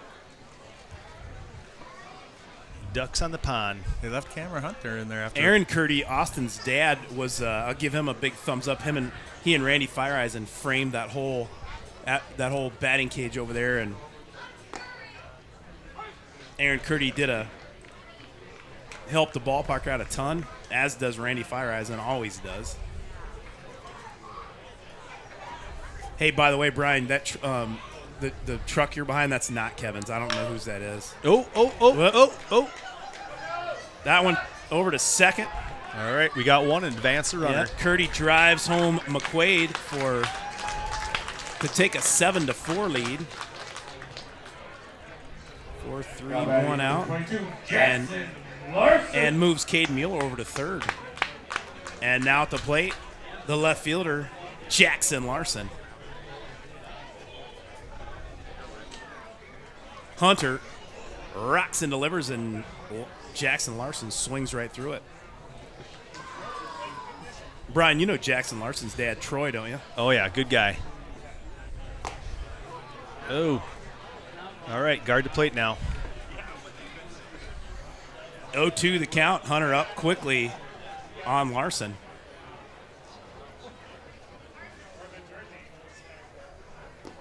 That one a little low and outside, ball one. Brian, we got to get Beth Sinaraski up doing the music. Doing a little DJing? Some grouper games. Yeah, get her. She's got a talent. She has a talent for DJing. Ooh. That was a little. Yeah. That was a little, probably like a 10-2, or maybe a 10-4, a 10-4 curveball right there. Yeah. For out number one.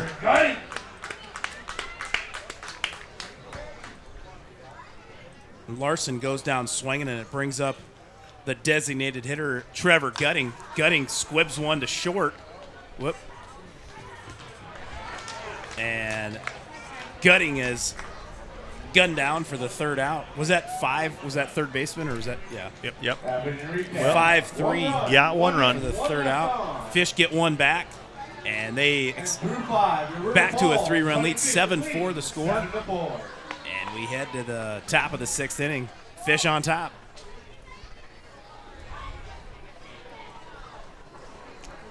Well, this game, since we, it was that first inning the first and second inning must have took forever, but Brian and I got here in probably the bottom of the second. But it's been cruising along since we got here. Yeah, the Fish took quite a while to bat in the first inning, but then it's been a pretty quick game after that. Was there any home runs at all? Yeah, there was. See, I'm looking here. We had Loggers had a singles, home run. single. Yeah, a lot of singles. Yeah, I think they had six hits in the first, or 5 hits in the first.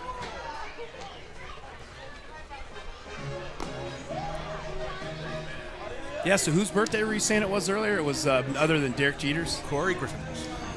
Who's? Carly's dad. Oh, yeah, Corey Griffin, yeah. 50. The big 5-0. Kevin and I were joking that we Just hitting the summer of his life. Yeah. We remember when 5-0 was old. Just hitting his prime. Well, isn't that the truth? I mean, I remember in high school when a teacher or somebody was 50 years old, and you're like, holy smokes. And Yeah. How are you still walking? Yeah. And, Yeah. and then you get there in a minute. You do. Leading off the top of the 6th inning for the Stillwater Loggers. Number 3, the shortstop, Chuck Rowan. Wait a minute. I think it's. Yeah, Maslowski, sorry. Yeah, I didn't turn the page. Owen Maslowski, okay.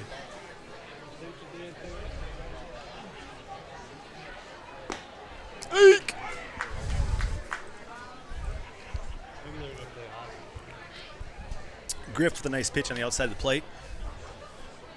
How many pitches is he at, Bill? 77.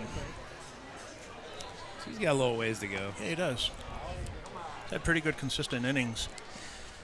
If not correct, doesn't he? He pitches for Eau Claire. UW Eau Claire? Yeah. You might be right, Brian. There's a shot to right field. Oh, deep left center. He's running it down. Oh, nice grab. Wow. Beautiful. Way to track that ball down. Right at, Brian, that was right at River Falls chiropractor Dr. Todd Frisch's sign. He almost ran right into it. You know, it brings me back to the glory days, back playing football, over the shoulder pass. Yeah. Run it down. That was a heck of a play in right field by Austin Curdy. We were just talking about his dad a little earlier, Aaron Curdy, doing some work here at the ballpark. And Yep. nice play by right fielder Austin Curdy for out number 1. Fly 9. And now up at the plate for the Loggers, the third baseman, Austin Bunt Buck. attempt going foul.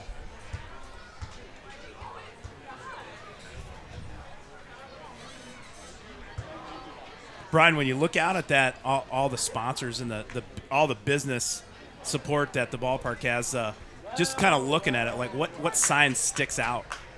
You know, Other than yours, not yours. But what sign sticks out other than I yours? can't be biased, but you know that one, there's one out there, I mean, I'm talking colors and marketing and like what sticks out at you. Bruns. You know what? And I agree. It's just, It's simple and blue on white on blue. yep, it gets the point across.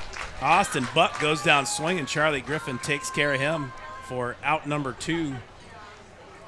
And next up, the designated hitter, Matt Kalasa. Who do we got playing third? Yeah, that's Ben Johnson. Ben Johnson. He was a Wildcat. He's a graduating senior.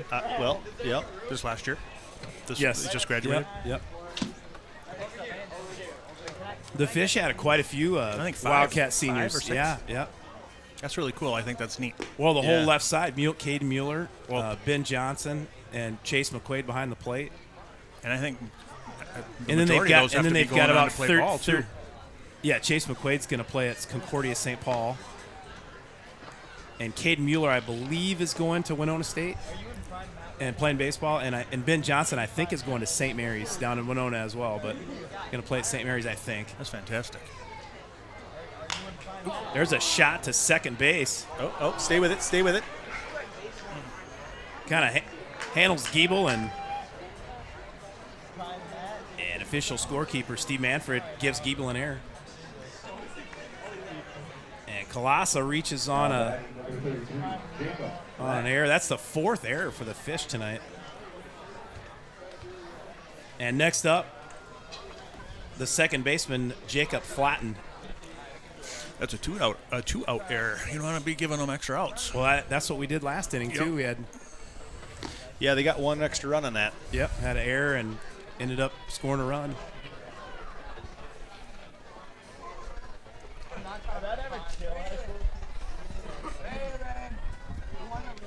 Griffin slings it over to first, and Kalasa back. Well, if there's any Stillwater Lager fans watching, they probably know Brian, and you've probably met this guy too, but the longtime baseball coach for Stillwater, and he's been the athletic director for quite a few years, Ricky Michael.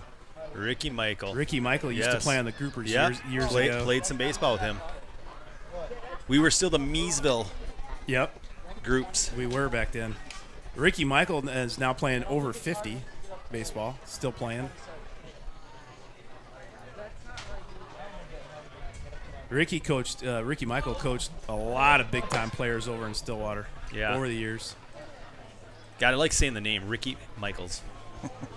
That's a baseball name. I think he might be related to Brett. Or NASCAR. Or NASCAR. Could be related to Brett. Well, I think they're like a second cousin or something. Yeah.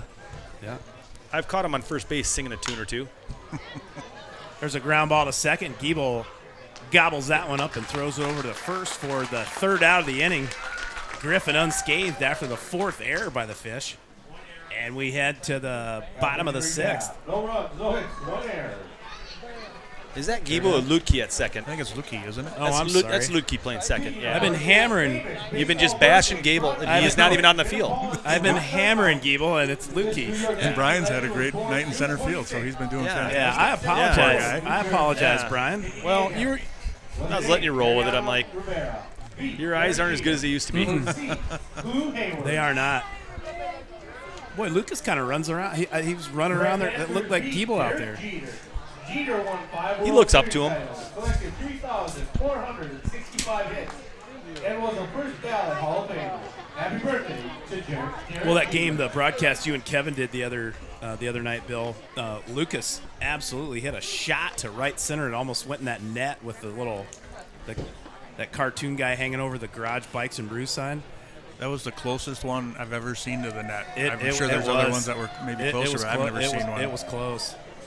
But Lucas absolutely drilled that one. He did. And it wasn't coming down. It was a line shot to the net. Speaking of Brian Giebel, Up to bat. number 24 in your game programs, number 1 in your hearts, Brian Giebel. Who's not playing second. He is not playing second. Yet he is in center. And I sincerely apologize, Mr. Giebel. Lucas is the one that should be getting all that riffraff broadcasting from the booth on his defense tonight. But he saved himself on that second one. Lucas is gonna make it back. He's gonna make up for it here at the plate here coming up. I'm predicting a double from the Mustache Marauder. Whoop. There's a whoop. Geez, sorry about that. If you're watching at home, I had to flip around a little bit there. Giebel hit a sharp ground ball to first. To short, and grounded out for the first out of the inning.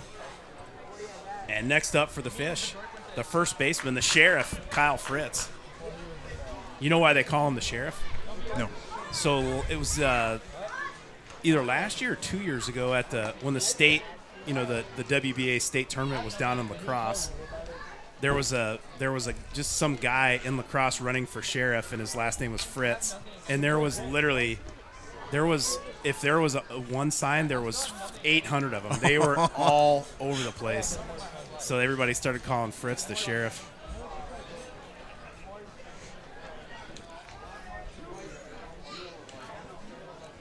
Our over 35 state tournament was the week after, and it was luck of the draw. Total luck of the draw was down on La Crosse as well, so the Fritz signs were all over the place when we went down there.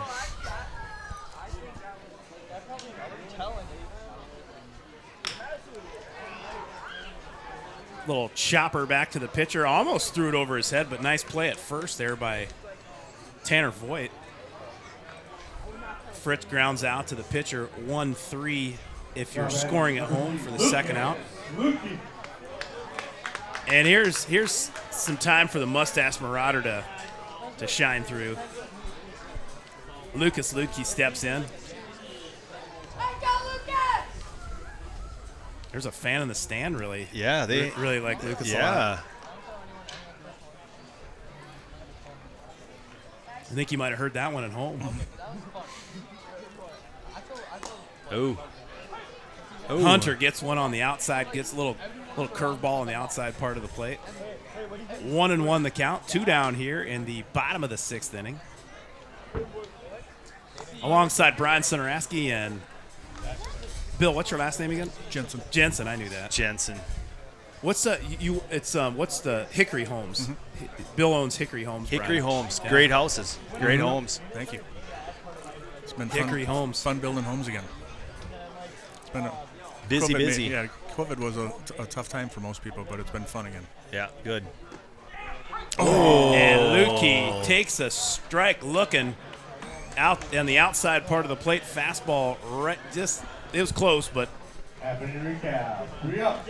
backward K if you're scoring at home for the 3rd out of the inning. And we'll head to the top of the 7th. Go ahead. I just love that open shirt on that guy. That's Matt Bacon. Matt Bacon. I'm a fan. I'm a fan of Matt Bacon. You know who Matt Bacon? Look at that guy. Look at that guy. He struts across with that hair flowing and his shirt wide open. He walks like, hey, I own the ballpark. I like that. Let's see if we can. Here, Brian, you know what? We're going to do this. Let me try to see if I can do something here. Camera 2, watch this, Brian. Look on that TV screen, Brian, right here. What? Hold on. You get a little zoom. Yeah, let's see if we can go find Mr. Matt Bacon. What other way? God, I can't control these as good as Kevin does. Let's see if we can see. Do we see him in there? Right there. Yeah. He's right feeling good. That is a guy who's very comfortable with himself. You know, when he pulled in tonight with that El Camino, I knew I liked the guy right away. Yeah. You know, I'm like, looking good. He rolls in with the bat bag in the back, and let's play some ball. Let's do it up. Looks like Gorman Thomas. Remember Gorman Thomas? Yes. Yes. Storm and Gorman. Storm and Gorman, center fielder for the Brewers in 82 Brew Crew. Yep. Who played a right field? Right field, Charlie Moore for a while. Did Ben Ogilvy play out there? He played left, I thought. I thought he did. Left. Gumby played second. Yeah. I think Charlie Moore was in right for Cecil Cooper was at first base. I was him in the backyard all the time. Molly was third, and was short, right? Favorite pitcher? Vukovic. Yeah, I knew you were going to say that. The fingers. You see Tennessee's University of Tennessee's pitcher in the College World Series. He had the mustache. No. Yeah, I usually watch quite a bit. I love watching the College World Series, so and do I did not get a chance to watch it very much this year. He looked just like his mustache looked just like Raleigh Fingers. Ooh. Nice shot in the right field. Gapper pass second. Yeah, that was a big time hit by Ludke went for it, but couldn't get her. That was by leadoff hitter right fielder Sam Johnson. He's on first with a single. And next up for your Loggers, the left fielder Eliza Stifter. The Loggers with 6 hits on the night, 4 runs. Fish with 11 hits, 7 runs, but 4 errors tonight. All right, so here's another trivia. Who was the manager of the 82 Brewers? Harvey. Yeah. Harvey. It was always called Harvey's Wallbangers, but Harvey. Baumgarten? Harvey. I don't know. I can't remember his last name either. Someone will have to message us. If there's only a way we could find out. I was too busy watching Gilligan's Island. I don't remember. Well, those were back in the days too. Growing up in Florida, I had to look at the only time I could watch the Brewers was when they honestly it was very hard because the only games on were WGN, which was the Cubs, and they were National League, and then the Braves were National League. So you had to get the morning paper and look in the paper every day to see how everybody did. That was even before ESPN got rolling. Well, I mean, ESPN was around in '82 for sure, but they had like Barely. they would do highlights, and if they had any live sports on, it was like either bowling or like horseshoes or something like that. Yeah. That one, big time foul ball over by the Harvey Keene yeah just came to me. Yeah, there you go. I didn't cheat, I swear. No, I believe you. It is Keene. I picked up my phone and it came to me. I would have never guessed that. I do remember Harvey's wall bangers. Yeah, that's what I remember too. Boy, that mic, the on-field mic that That's really picking it Westy up. has out there is. Let me turn it down a little bit. Those guys are loud. There we go. That's better. Pretty big crowd here tonight. Big time crowd. Yeah. Awesome. What if you had to guess? What would you say? Probably about 500-600 people, roughly. It's a good guess. But I mean, if you look at the patio area, there's a lot of people there.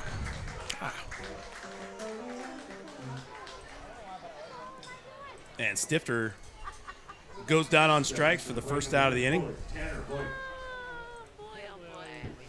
Next up for the Loggers, Tanner Voigt.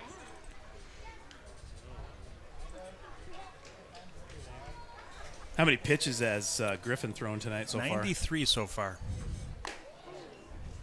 Still got some heat. Yeah, we started to talk about it, but then we got off on another tangent as Chris By is walking up the stairs with a couple of beverages for some locals. That one in the dirt. Nice stop by McQuaid. Charlie Griffin, he just looks like he's filled out, put on some muscle. As you know, his legs look a ton stronger than they did a year. I mean, he's throwing quite a bit harder than he did last year. I'd even say 5, 6, 7, 8 miles an hour harder. I bet. He's using his legs good. Oh yeah. That was a little off-speed pitch. Chopper to third. Nice play at 2. He thought about twisting it. Yeah, Ben Johnson caught the lead runner at second for out number 2. And if you're scoring at home, it'll be 5-4 fielder's choice.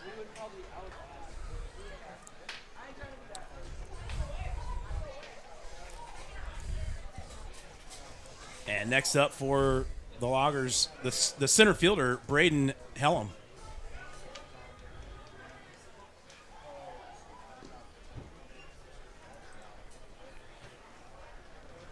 And there's runner on first base, 2 down. Charlie Griffin sort of touching that 100 pitch mark here. Coming up here in a few anyway. Just a bit outside. 2-0 the count. Hellam had a home run in the second, walked in the third, and reached on an error in the fifth. So they've not been able to keep Hellam off base tonight. There's looked like a little wild pitch, and Voigt will scamper down to second. Brian, when you woke up this morning, did you think you were going to be color commentating a baseball game tonight? Greg, no. Not in my wildest dreams, but I'm having fun. Yeah. I'm a little shy. So if I'm not talking as much as you'd like to hear me, don't worry. I'm getting more relaxed as the game's going on. Just settle down. You got like everything. You got to get in your groove. Right. You got to get in your groove. Right. That was his 100th. 100 pitches. You know who listens to the Fish games all the time when they're on is Brett Norman. Brett Norman. Wonder how he golfed tonight. Well, he looked good. Good, play good. Usually. He's a crafty golfer. Yeah. Yeah. So Hellam, he walks again for the second time tonight. He's reached base 4 times. Here we are with 2 outs again. Yep, runners on first and second, and shortstop Chuck Rowan at the plate for the Loggers. And Griffin comes high and tight. Griff's looks like he's starting to lose his strike zone a little bit. That one was... But he's at, about 102 pitches, 103 pitches right now?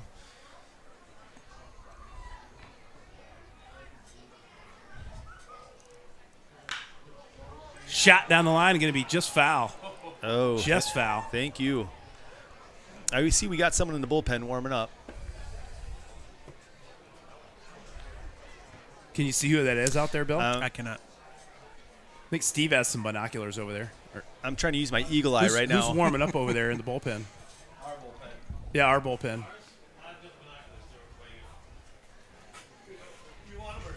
My eagle eye is blurry.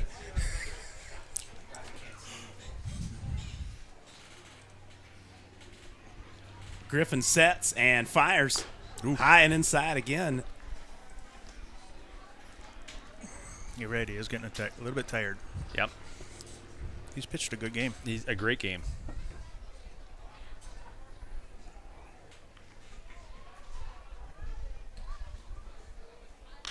Two one. There's hit to center field. Gable tracking it down. That Nice play. Diving catch out there in right center. I missed it because we had the camera still on Matt Bacon in the dugout. He hustled that one down and when I switched it. So we missed that. Brian Giebel had a diving catch for out number 3, but I think if you're gonna sort of weigh it, would you rather look at Matt Bacon in between innings or see a good catch? I think most people are going to say El Camino all the way.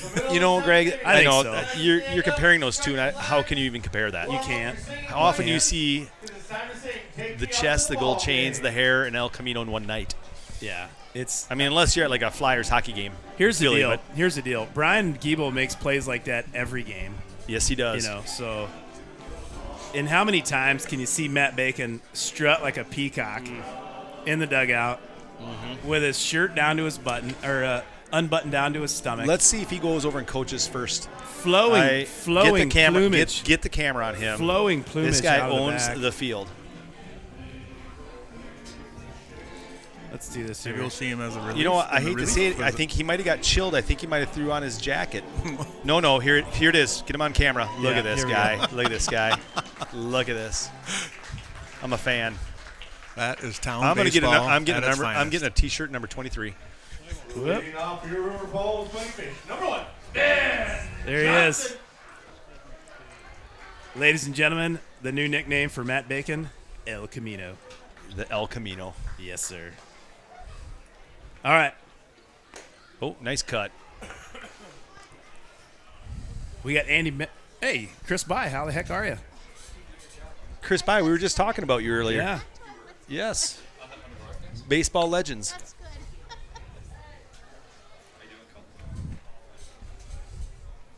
Yeah, anything you want to say to the fans? So we got this is Ben Johnson's at the plate now for the Fish. He came in for Andy Metcalf a couple innings ago. Yeah, ladies and gentlemen, Chris By is up here gracing us with his presence, and we appreciate it. Thanks for your attendance tonight.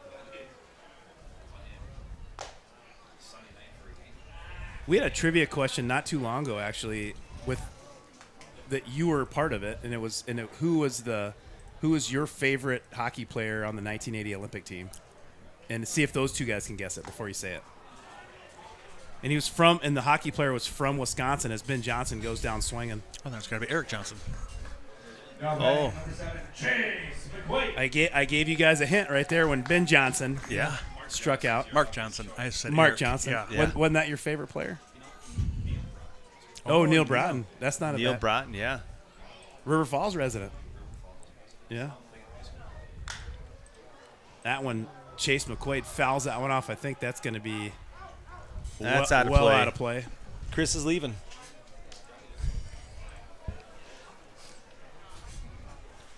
Is this your friend, Chris? Johnny Bross from South Dakota. Johnny Bross, South Dakota native, yeah. Nice to meet you.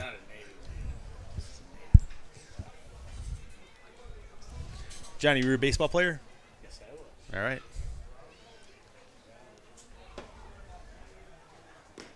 There's a little heat down the middle. Yeah, a little slider action going. Is that still Hunter pitching, Bill? Yep. Cam Hunter on the mound still for the Loggers. 106. And Chase McQuaid. Little chop to short. Nice play. Just got him. Yeah.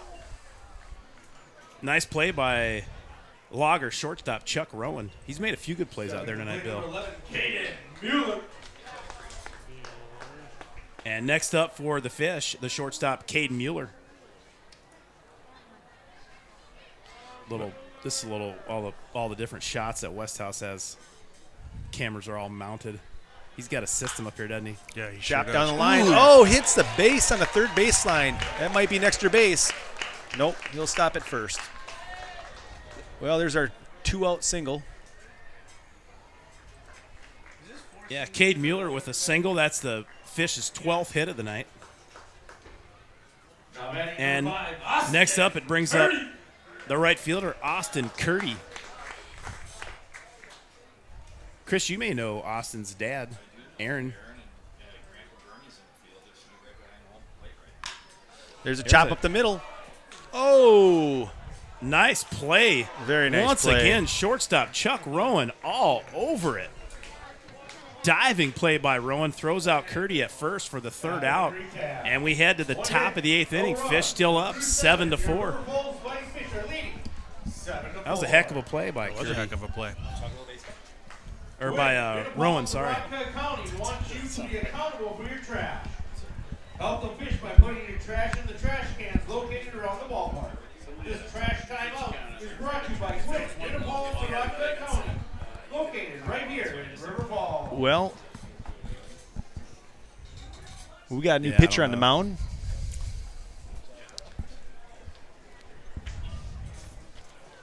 I'm going to see. Henry Griffin. Now pitching for the Fighting Fish, number 0, Henry Griffin. I was going to give it. I just didn't know his name. My apologies. Are Charlie and Henry brothers? I believe so. This is a younger one. Steve should know.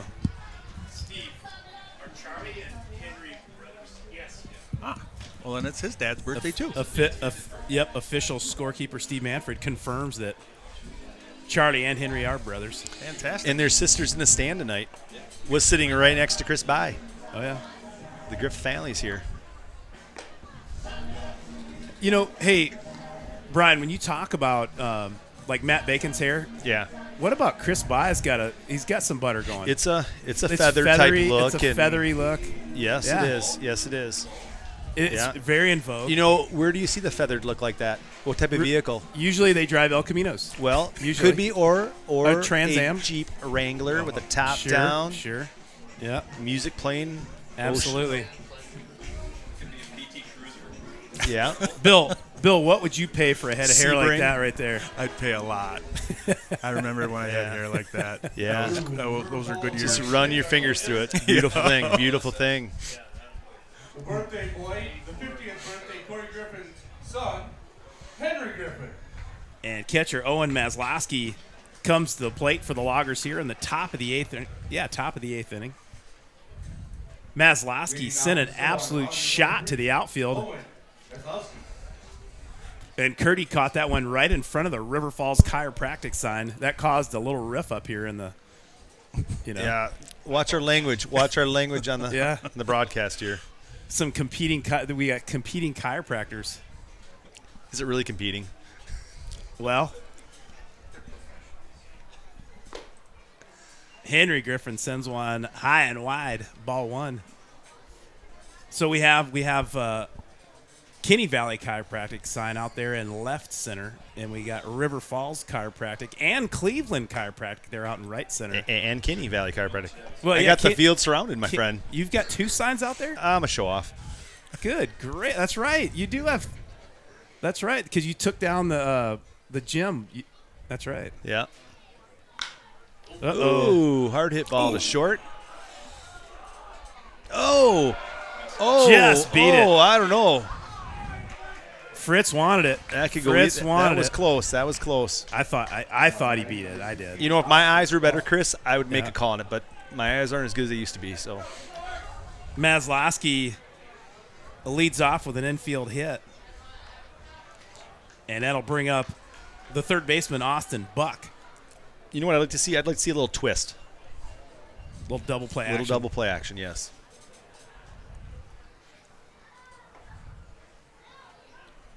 I can see Lucas Lukey turning one. Oh yeah. Little flip, twist. Henry Griffin's throwing some smoke up there, too. Hey, you know what'd be nice at the ballpark here? What's that? Little speed camera. Oh, radar gun. Yeah, we Yeah. have one up here. I don't see it. It's right here. Oh, in your head. Yeah. I like it. They're I built in. like it. I'll tell you right now what he's throwing. All right. That was about 84. Got him. What Chase McQuaid with a bullet from behind the plate. He guns down Maslowski for the first out of the inning, and Henry Griffin tips his cap and says, Great "Thank you, play. Chase." Great place. You know, a great throw like that, Greg, just easy to tag him out. Chase McQuaid. Hey, I was talking to Josh Idem about a week ago, and he said this is really the first time in the history of the Fish that they have an absolute. I mean, they got a difference maker behind the plate with the arm. Yeah. BJ, what are your thoughts? Yep, he's doing a fantastic job. It's nice when you just got to drop the glove down. He's not the best color man in the business for nothing. Nope. Just trying not to swear. All right, let's grab those balls. And get Sometimes back I go by to BJ the trade 'em in. just yeah. because if I use my last name, it's BS. You're right. So I'll go with the middle name, Brian James. Mm-hmm. You know? Bill, you have a birthday coming up? Or? No. No. I'm still trying to figure out how I'm going to get hair like that. Yeah. Well, many are envious of that head of hair from Chris By. And why wouldn't you be? Bill, I'm sure you do know. I mean, this guy, he's a River Falls legend. Yeah. Just a legend. Just a legend. People know him. He's a big deal. Oh. Little off That speed looked, action. that looked like a nice pitch, but ump said no way. Ball. Ball 3. Austin Buck runs the count to 3-2. Griffin checks his sign, sets, and delivers. There's a shot back to the Still got time. pitcher. Got him. Way to stay with it. Yeah, he collected his If I thoughts. didn't know any better, he looked to say, "Oh, Rawlings, I'll sign it and throw it to first." Sure. Wow. Usually players will. It was like slow motion. Wait for after the game to do some autograph signings, but not Henry Griffin. No. Not Henry Griffin. Well, with 2 down, it brings up the designated hitter, Matt Kalasa. Classa. You got some good names here on the loggers. Yeah, Stillwater, man. Griffin a little high and inside. What's he throwing? Like 84? He's throwing mid-80s, yeah. Mid-80s? Yeah.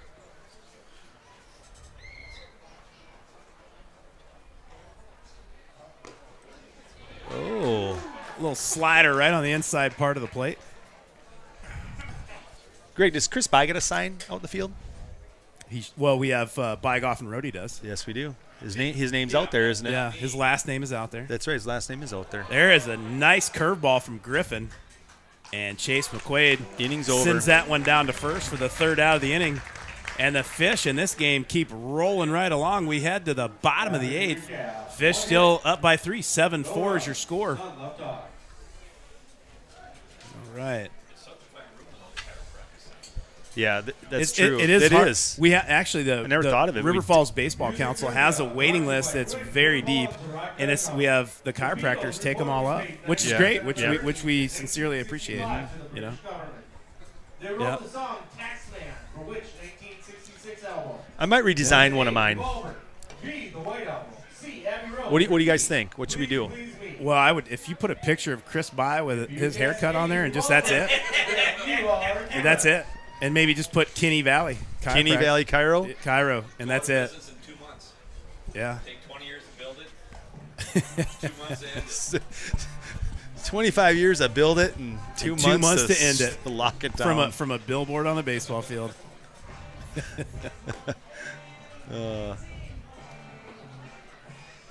Hey, are you guys? Are you going to Montana at all fishing this summer? Or?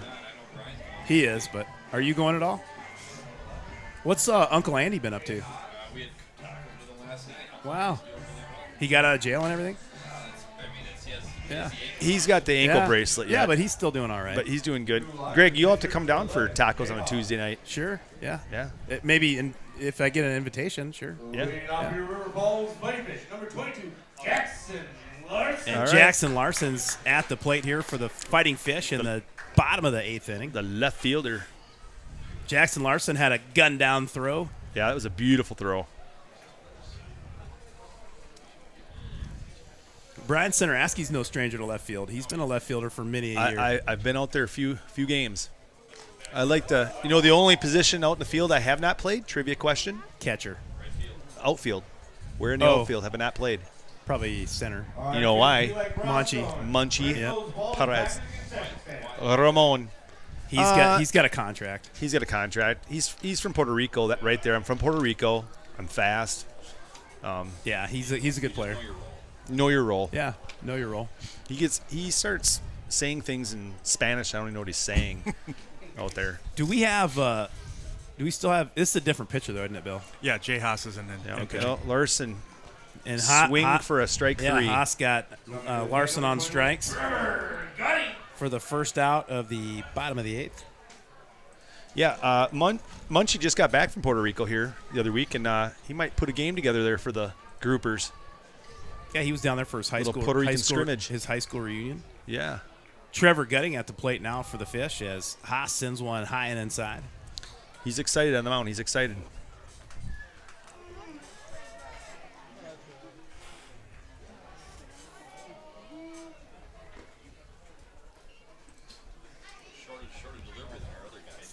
Yeah. Good observation, Chris. Yeah. Yeah, Haas kind of short arms a little bit, but he's still throwing it pretty hard. Yeah. Well, You know what? I got a little intermission here. I'm gonna have to take a little intermission, but I'll be back. But you know what? I'm tapping out, and guess who's tapping in? Chris By. Chris By. Yeah. So, folks, here's Chris By.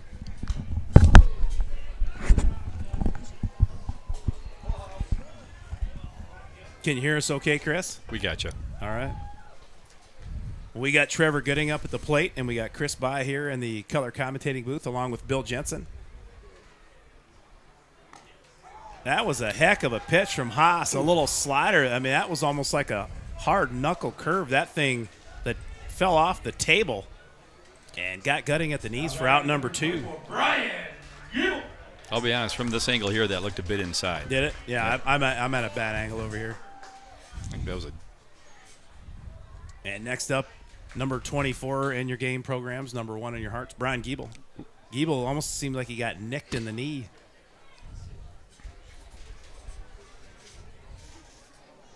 Haas making quick work of the Fish so far here in the bottom of the 8th. He's not taking a lot of time between pitches. No, he's like fast. Kevin says he's pitching like he's double parked. Yeah.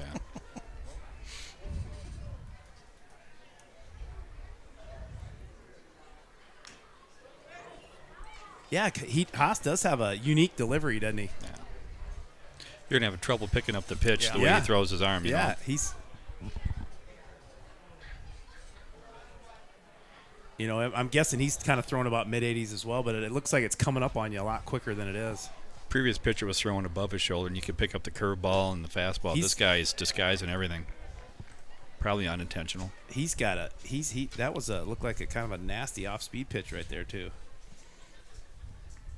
3-1 the count, 2 down. Giebel at the plate, and that's a good Giebel pitch. takes one right down the pipe. That thing's got. You know, like I said, I'm in a bad angle, but that thing looks like it's got a lot of movement on it. A lot. That's outside. Giebel takes a walk. Now batting the break, Kyle Prince. There, Giebel sits over there. We'll go to this shot right here. Giebel on first base, and it brings up the sheriff, Kyle Fritz.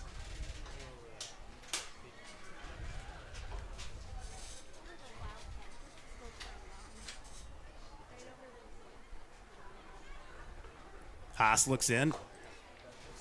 You know, as much of a power hitter as Fritz is, I've seen a lot of finesse hitting with him. Yeah, he does have good bat control, Yeah, and he'll go yeah. if it's outside. He'll take it off. He'll take it to Off left field. field, yeah. No, quite a bit. He's a good hitter. There it is right there. Left field right there. And and delivers the first for the third out of the inning. We head to the top of the ninth, and it's been all zeros here since, let's see, since the sixth inning. 7-4 your score. I've been impressed with the left side of the infield for the Loggers.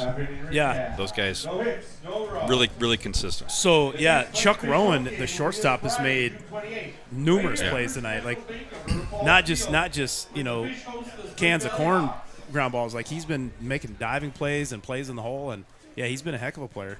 And saving runs. Yeah. Would be a different score right now if it wasn't for him. 200 runs for Stillwater. Well, we were talking about that. I'm not sure because I got here a little late, but I do have the book, and I can go look it up if you need to. But yeah, we have 4 errors. That's pretty uncharacteristic It's of for the sure fish. two. And For sure too. I have at least 2. Yeah.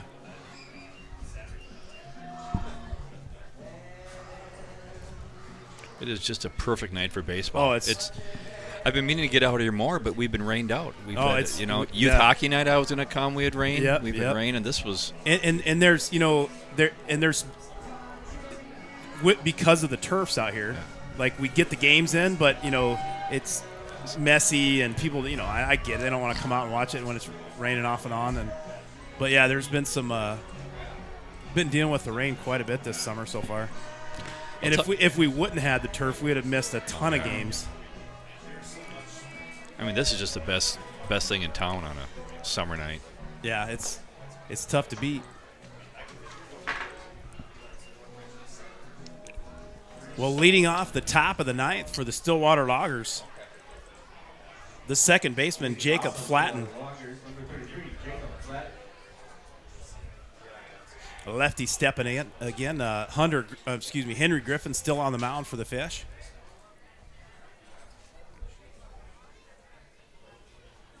Chris, is this your inaugural color commentator duties, or have you been on a broadcast before? I've been kicked off a broadcast before. This is the first one that I haven't been forcibly removed. There's still 3 outs. Well, There's still 3 outs, so I'm going to take it. I was going to say the game is not over yet, but so far so good. I did want to jinx it. I just thought we'd. Yeah, it's like talking about a no-hitter kind of. Yeah, you just don't want to. Did you get asked to be on a hockey broadcast? I was rejected twice. Well, you know what? That's even good. I asked. Yeah. I was like, hey, and then they said, hey, we got a guy, and then they gave me the wrong game time. Showed up at the rink, no one was there. It was they gave you a different venue as well. I'm sure it was a mistake. It was an honest mistake. Yeah. Sure. That could be a play of the ages. Caden Mueller tiptoeing around shortstop just a little late, and Flatten's going to beat that one out for an infield hit.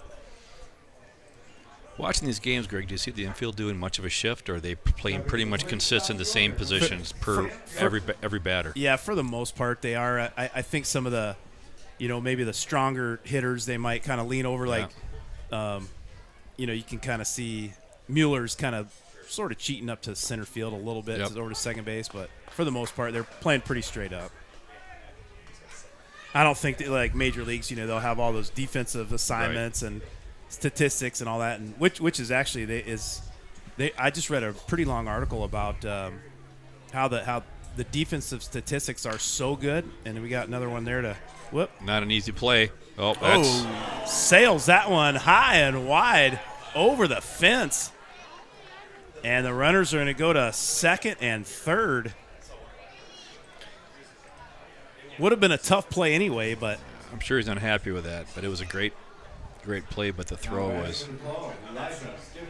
Yeah, so we'll go E6, and he'll go to second, and Flatten will go to third. So runners at second and third, nobody out here. And the Loggers still down by 3. Fish with a 3-run lead. We'll see. And left fielder Elijah Stifter up for the Loggers. Go ahead, Chris. No, so let's see if he can pitch himself out of a jam here and just start. That looked like a good pitch. A little fastball, just a little bit inside. I don't get to as many games as I'd like to, but every time I'm here, I want to come back again. It's a good swing. Doesn't it just scream just small town like a small town hug? It's small town, but it's got big league feel to it. With the field and the crowd and the mascot and the kids running around. Well, I like coming out here too when you just kind of sit out. You about half the people you know, and it makes it kind of fun. And the quality of play is really good It's too. a really entertaining ball. I just want to see the fish get a few outs here. Oh yeah, I'd say I bet the majority of both teams they're all playing in college, and And even just the attitudes and the hustle and how they play, it's exactly what town ball should be. Well, the fish and the loggers seem fairly well matched in terms of That's gonna get down. that's Texas a little leaguer. Texas leaguer right over second base. And Stifter with a little RBI single to bring the Loggers within 2. Runners at the corners. Getting a little dicey for the Fighting Fish here in the top of the 9th inning. I just tried to get Brian Centeraski back in here to finish up, but I think his voice is cracking a little bit here, a little bit hoarse. Well, it's a lot of pressure on him too, and I don't think he could take it anymore. He was singing rather loud during the 7th inning stretch. Yeah. Plus, I don't know if he took his medication today, so he can't sit down for very long. He gets gets some anxiety. Oh, not another one. Get down. That's another Texas leaguer. Yep. That one squibs in off the bat off of Voigt. Tanner Voigt squibs that one in, and that brings the score to 7-6.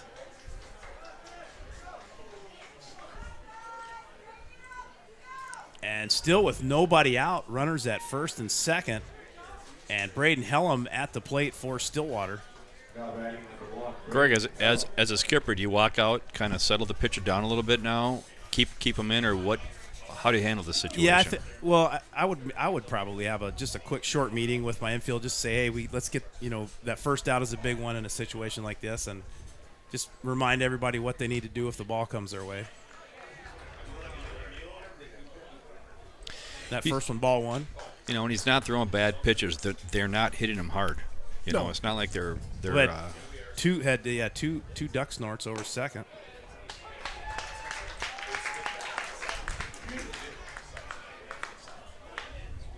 Griffin evens up the count at 1-1. Still nobody out here in the top of the 9th. Loggers down 1.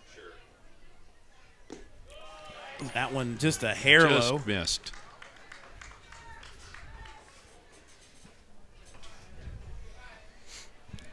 Henry Griffin hoping for a sharp ground ball to second base, and Lucas Lutke can turn a double play because Caden Mueller's, that one's going to be probably an infield fly Infield roll. fly on that one.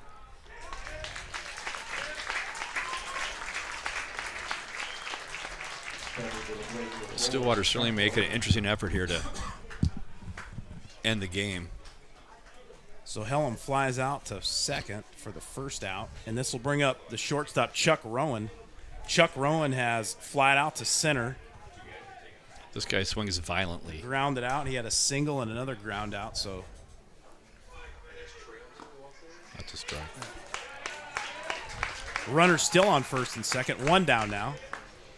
Greg, do you find batters on this turf get a little frustrated because they can't sweep the batter's box away? You see guys do it all the time. I'm watching them try it. It's just They're out of trying habit. to move it back, and It's I'm just saying it's not moving anywhere. Just habit. It's a little high. That one at the letters, but just a hair high.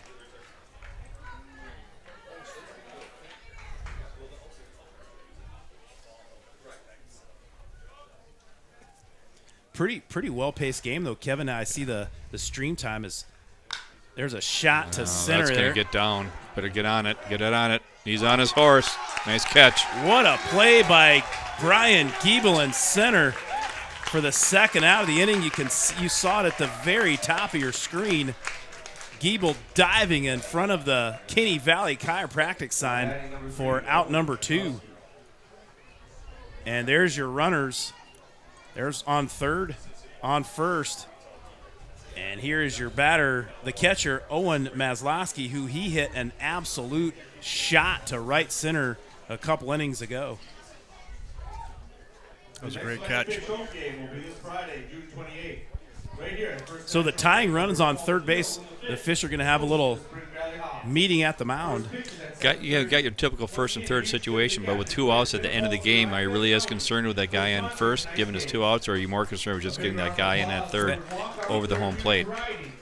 You mean if you're Stillwater? No, yeah, Stillwater. I mean, Yeah. if you're the Fish, you're going to let that guy probably steal, right? For sure. Just let him get to second. Yeah, but it also kind of does bring another, and it's a good problem to have because Chase McQuaid's arm is so good, Yeah. and then Cade Mueller, has a rocket at short too. So if he's the or Lukey, covering the bag, I mean, you could still throw down and make an attempt and try to get the out and still have a pretty good chance at. He's got to be careful of a pass ball at this point. You don't want to gift them a run. I have been impressed with our catcher though. Yeah, he's going to Concordia St. Paul next year. He's a real deal. He's really controlled the game nicely. Yeah, he's good, excellent catcher behind the plate, and he's a solid hitter as well.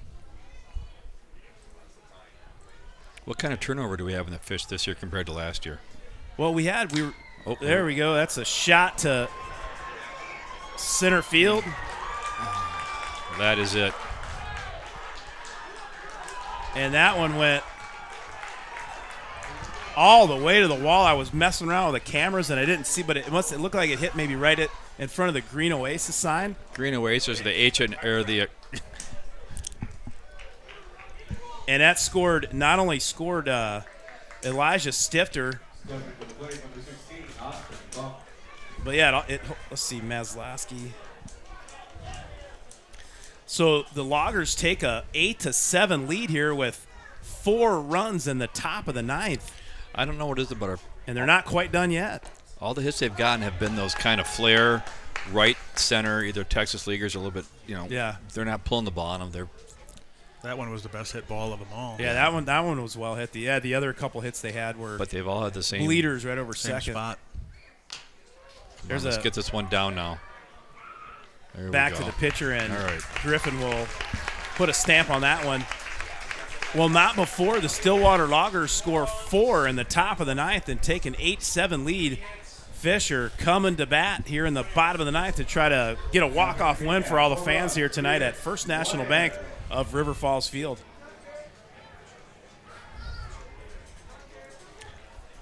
It'll be interesting to see if the Fish can rally at this point. Yeah, so coming up for the Fish, if they're going to do it, this is the best spot in the order to do it. You got Lucas Lukey, Ben Johnson, and Chase McQuaid. Those are your batters on deck for the Fish. This is how you script it, right? This is why you pay the big bucks to come watch the game, right? Well worth the ticket price. I get the impression the Fish are not in this position very often, so they're probably kind of excited to see what they're made of a bit. Yeah, the Fish have a lot of St. Croix Valley games. I mean, they do have some close ones, but there's a lot of them that are ones I've seen. Not 9-2. They take care of business pretty good in a lot of them, but yeah, it makes it fun to watch. That's still Jay Haas pitching. You can't see it. Is it number 11 out there? Yeah, it is. Yep. Jay Haas still on the mound for the Loggers, and the Mustache Marauder. That's what they call him, Chris Byatt. Lucas Lukey coming to bat for the Fish. He can end it with one swing. Here in the bottom of the 9th, he can do just that. Well, if I'm the Fish, I'm going to make this guy pitch to me. Be selective. See if we can just play some small ball here, get some guys on base. There we go. Good pitch. Mm-hmm. Yeah, Haas had a pretty easy inning last inning. He had 2 strikeouts, and then he had a walk and then a ground out. So I'm just amazed. I think his pace has the batters off. It is so rhythm. much different than the first 6 innings, 8 innings. I don't have a stopwatch out here, but I'm thinking he's taking 5 to 10 seconds between pitches. Lukey trying to take that one to left that went foul. Get those balls. Get it back to the concession stand. Thank you.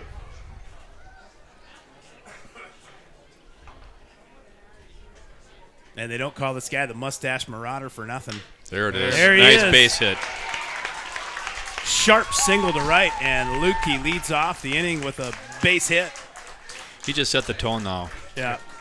Now batting number 1, Ben Yeah, Lucas Lukey has a sweet swing. It is a sweet swing. So it's a Fish rookie, Ben Johnson. He was a senior for the Wildcats this past year. He had a heck of a season for Coach Bishop and the Wildcats. You know, there's a difference between guys trying to aim the ball to a field and guys just taking the pitch that they're given towards the field. Right. And Lukey just seems to take the pitch he has. He does. And just not force it. That's what good hitters do. Yeah, no, it was really, really. That's what good hitters do, and Lucas Lukey is a good hitter. There's no doubt about that. Haas taking his sign to Ben Johnson. That's a good pitch. Right on the outside part of the plate. Johnson takes strike one. There's the tying run at first base. That's Lucas Lukey, and Ben Johnson, the winning run at the plate. Curveball takes strike two. He's going to have to play some defensive hitting at this point. Yep. Well, one of the things, too, that you can say about pitcher Jay Haas for the Loggers, like he's been around, every pitch is around the plate. Previous pitcher was a little bit erratic. This guy is.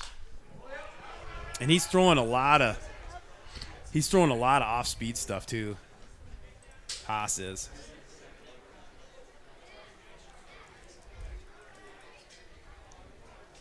And his off-speed stuff, instead of the long hanging curve, it's more of a snappy. Yeah, it's sort of some hard breaking stuff. There we go. Yeah. Well, they threw it, keeping the. Got him. That was one heck of a, and I was watching it, and I apologize. I was as a fan there, but what a first base turn double play! You don't see too many 3-6-3 double plays, and you saw one right there, or at least I did. Made the difference there. It was a great field, but those were two awesome throws, right? Yeah. Tanner Voigt, I thought he was just going to run to first and then make sure to get out number one, but he cut the lead runner off, and they turned it like a gem, and they double play for the Loggers. Do the Fish have any rally cap type of traditions that they use? Well, one of their traditions, if they hit a home run, they get to hold they got this big stuffed animal fish that they get to keep until somebody else does. He hit him, no? Chase McQuaid kind of sidesteps out of the way. Chase McQuaid can hit a home run in a heartbeat. His first game as a Fish hit a grand slam, Chris. What game was that against Bay City? I think so. I was here for that game. That was a. Boy, Jay Haas has some. That's a nasty pitch right there. I was grabbing a beer, and then I heard the Star Wars theme. No, yeah, really? I was. How did it taste? It was my first one. It tasted kind of bad at first, kind of weird. But then went down okay. Then I had another one. You got through it. Haas moves the count to 2-2. McQuaid at the plate. We got a little breeze blowing in from the outfield too. It's picked up over the last couple innings. That's helped those Texas leaguers for Stillwater fall in play. And McQuaid goes down swinging. Jay Haas nails down the Fish the last two innings and comes up. He'll be the winning pitcher of record after they go into the ninth inning down 7-4. The Stillwater Loggers get 4 runs in the top of the ninth, and they take this game tonight, a non-conference action game, by a final of 8-7. Your thoughts, Bill? You've been here the whole game. I came here in the third inning. Yeah, it's definitely a game that the Fish should have won and could have won. It's hard to throw up 5 errors and win a game like this, but it was still came down in the last couple innings. Stillwater earned it in the last couple innings for sure. Yeah. I would agree with that. That first inning, we came out strong with a 5-run inning. You take it on forced error. I think there was a play on first base that I probably would have called out that they called safe. Yeah, I know which one you're talking about. Yeah, that one, and then there was that play from second to was that the one when Fritz had his glove down on the back? Yeah, you take those. Those are 2 honored errors, and now we have a completely different game here. I hear you. Yeah, I hear you. I don't think the Fish played bad. I think that last inning, that's part of it. But I thought the Fish played actually pretty decent ball. Well, we had great weather tonight. Some great people in the booth tonight with Chris By, Brian Centeraski, and Bill Jensen. And we appreciate you tuning in for River Falls Fighting Fish baseball, as the tradition is. So the kids will run the bases after the game tonight. Fish come up on the wrong side of the ball game. 8-7 is your final score. Fish had 13 runs, and the Loggers had 11 runs. Fish 5 errors, like Chris talked about, and Stillwater was 0. But that'll do it for us here from First National Bank of River Falls Field. For Chris By, Bill Jensen, I'm Greg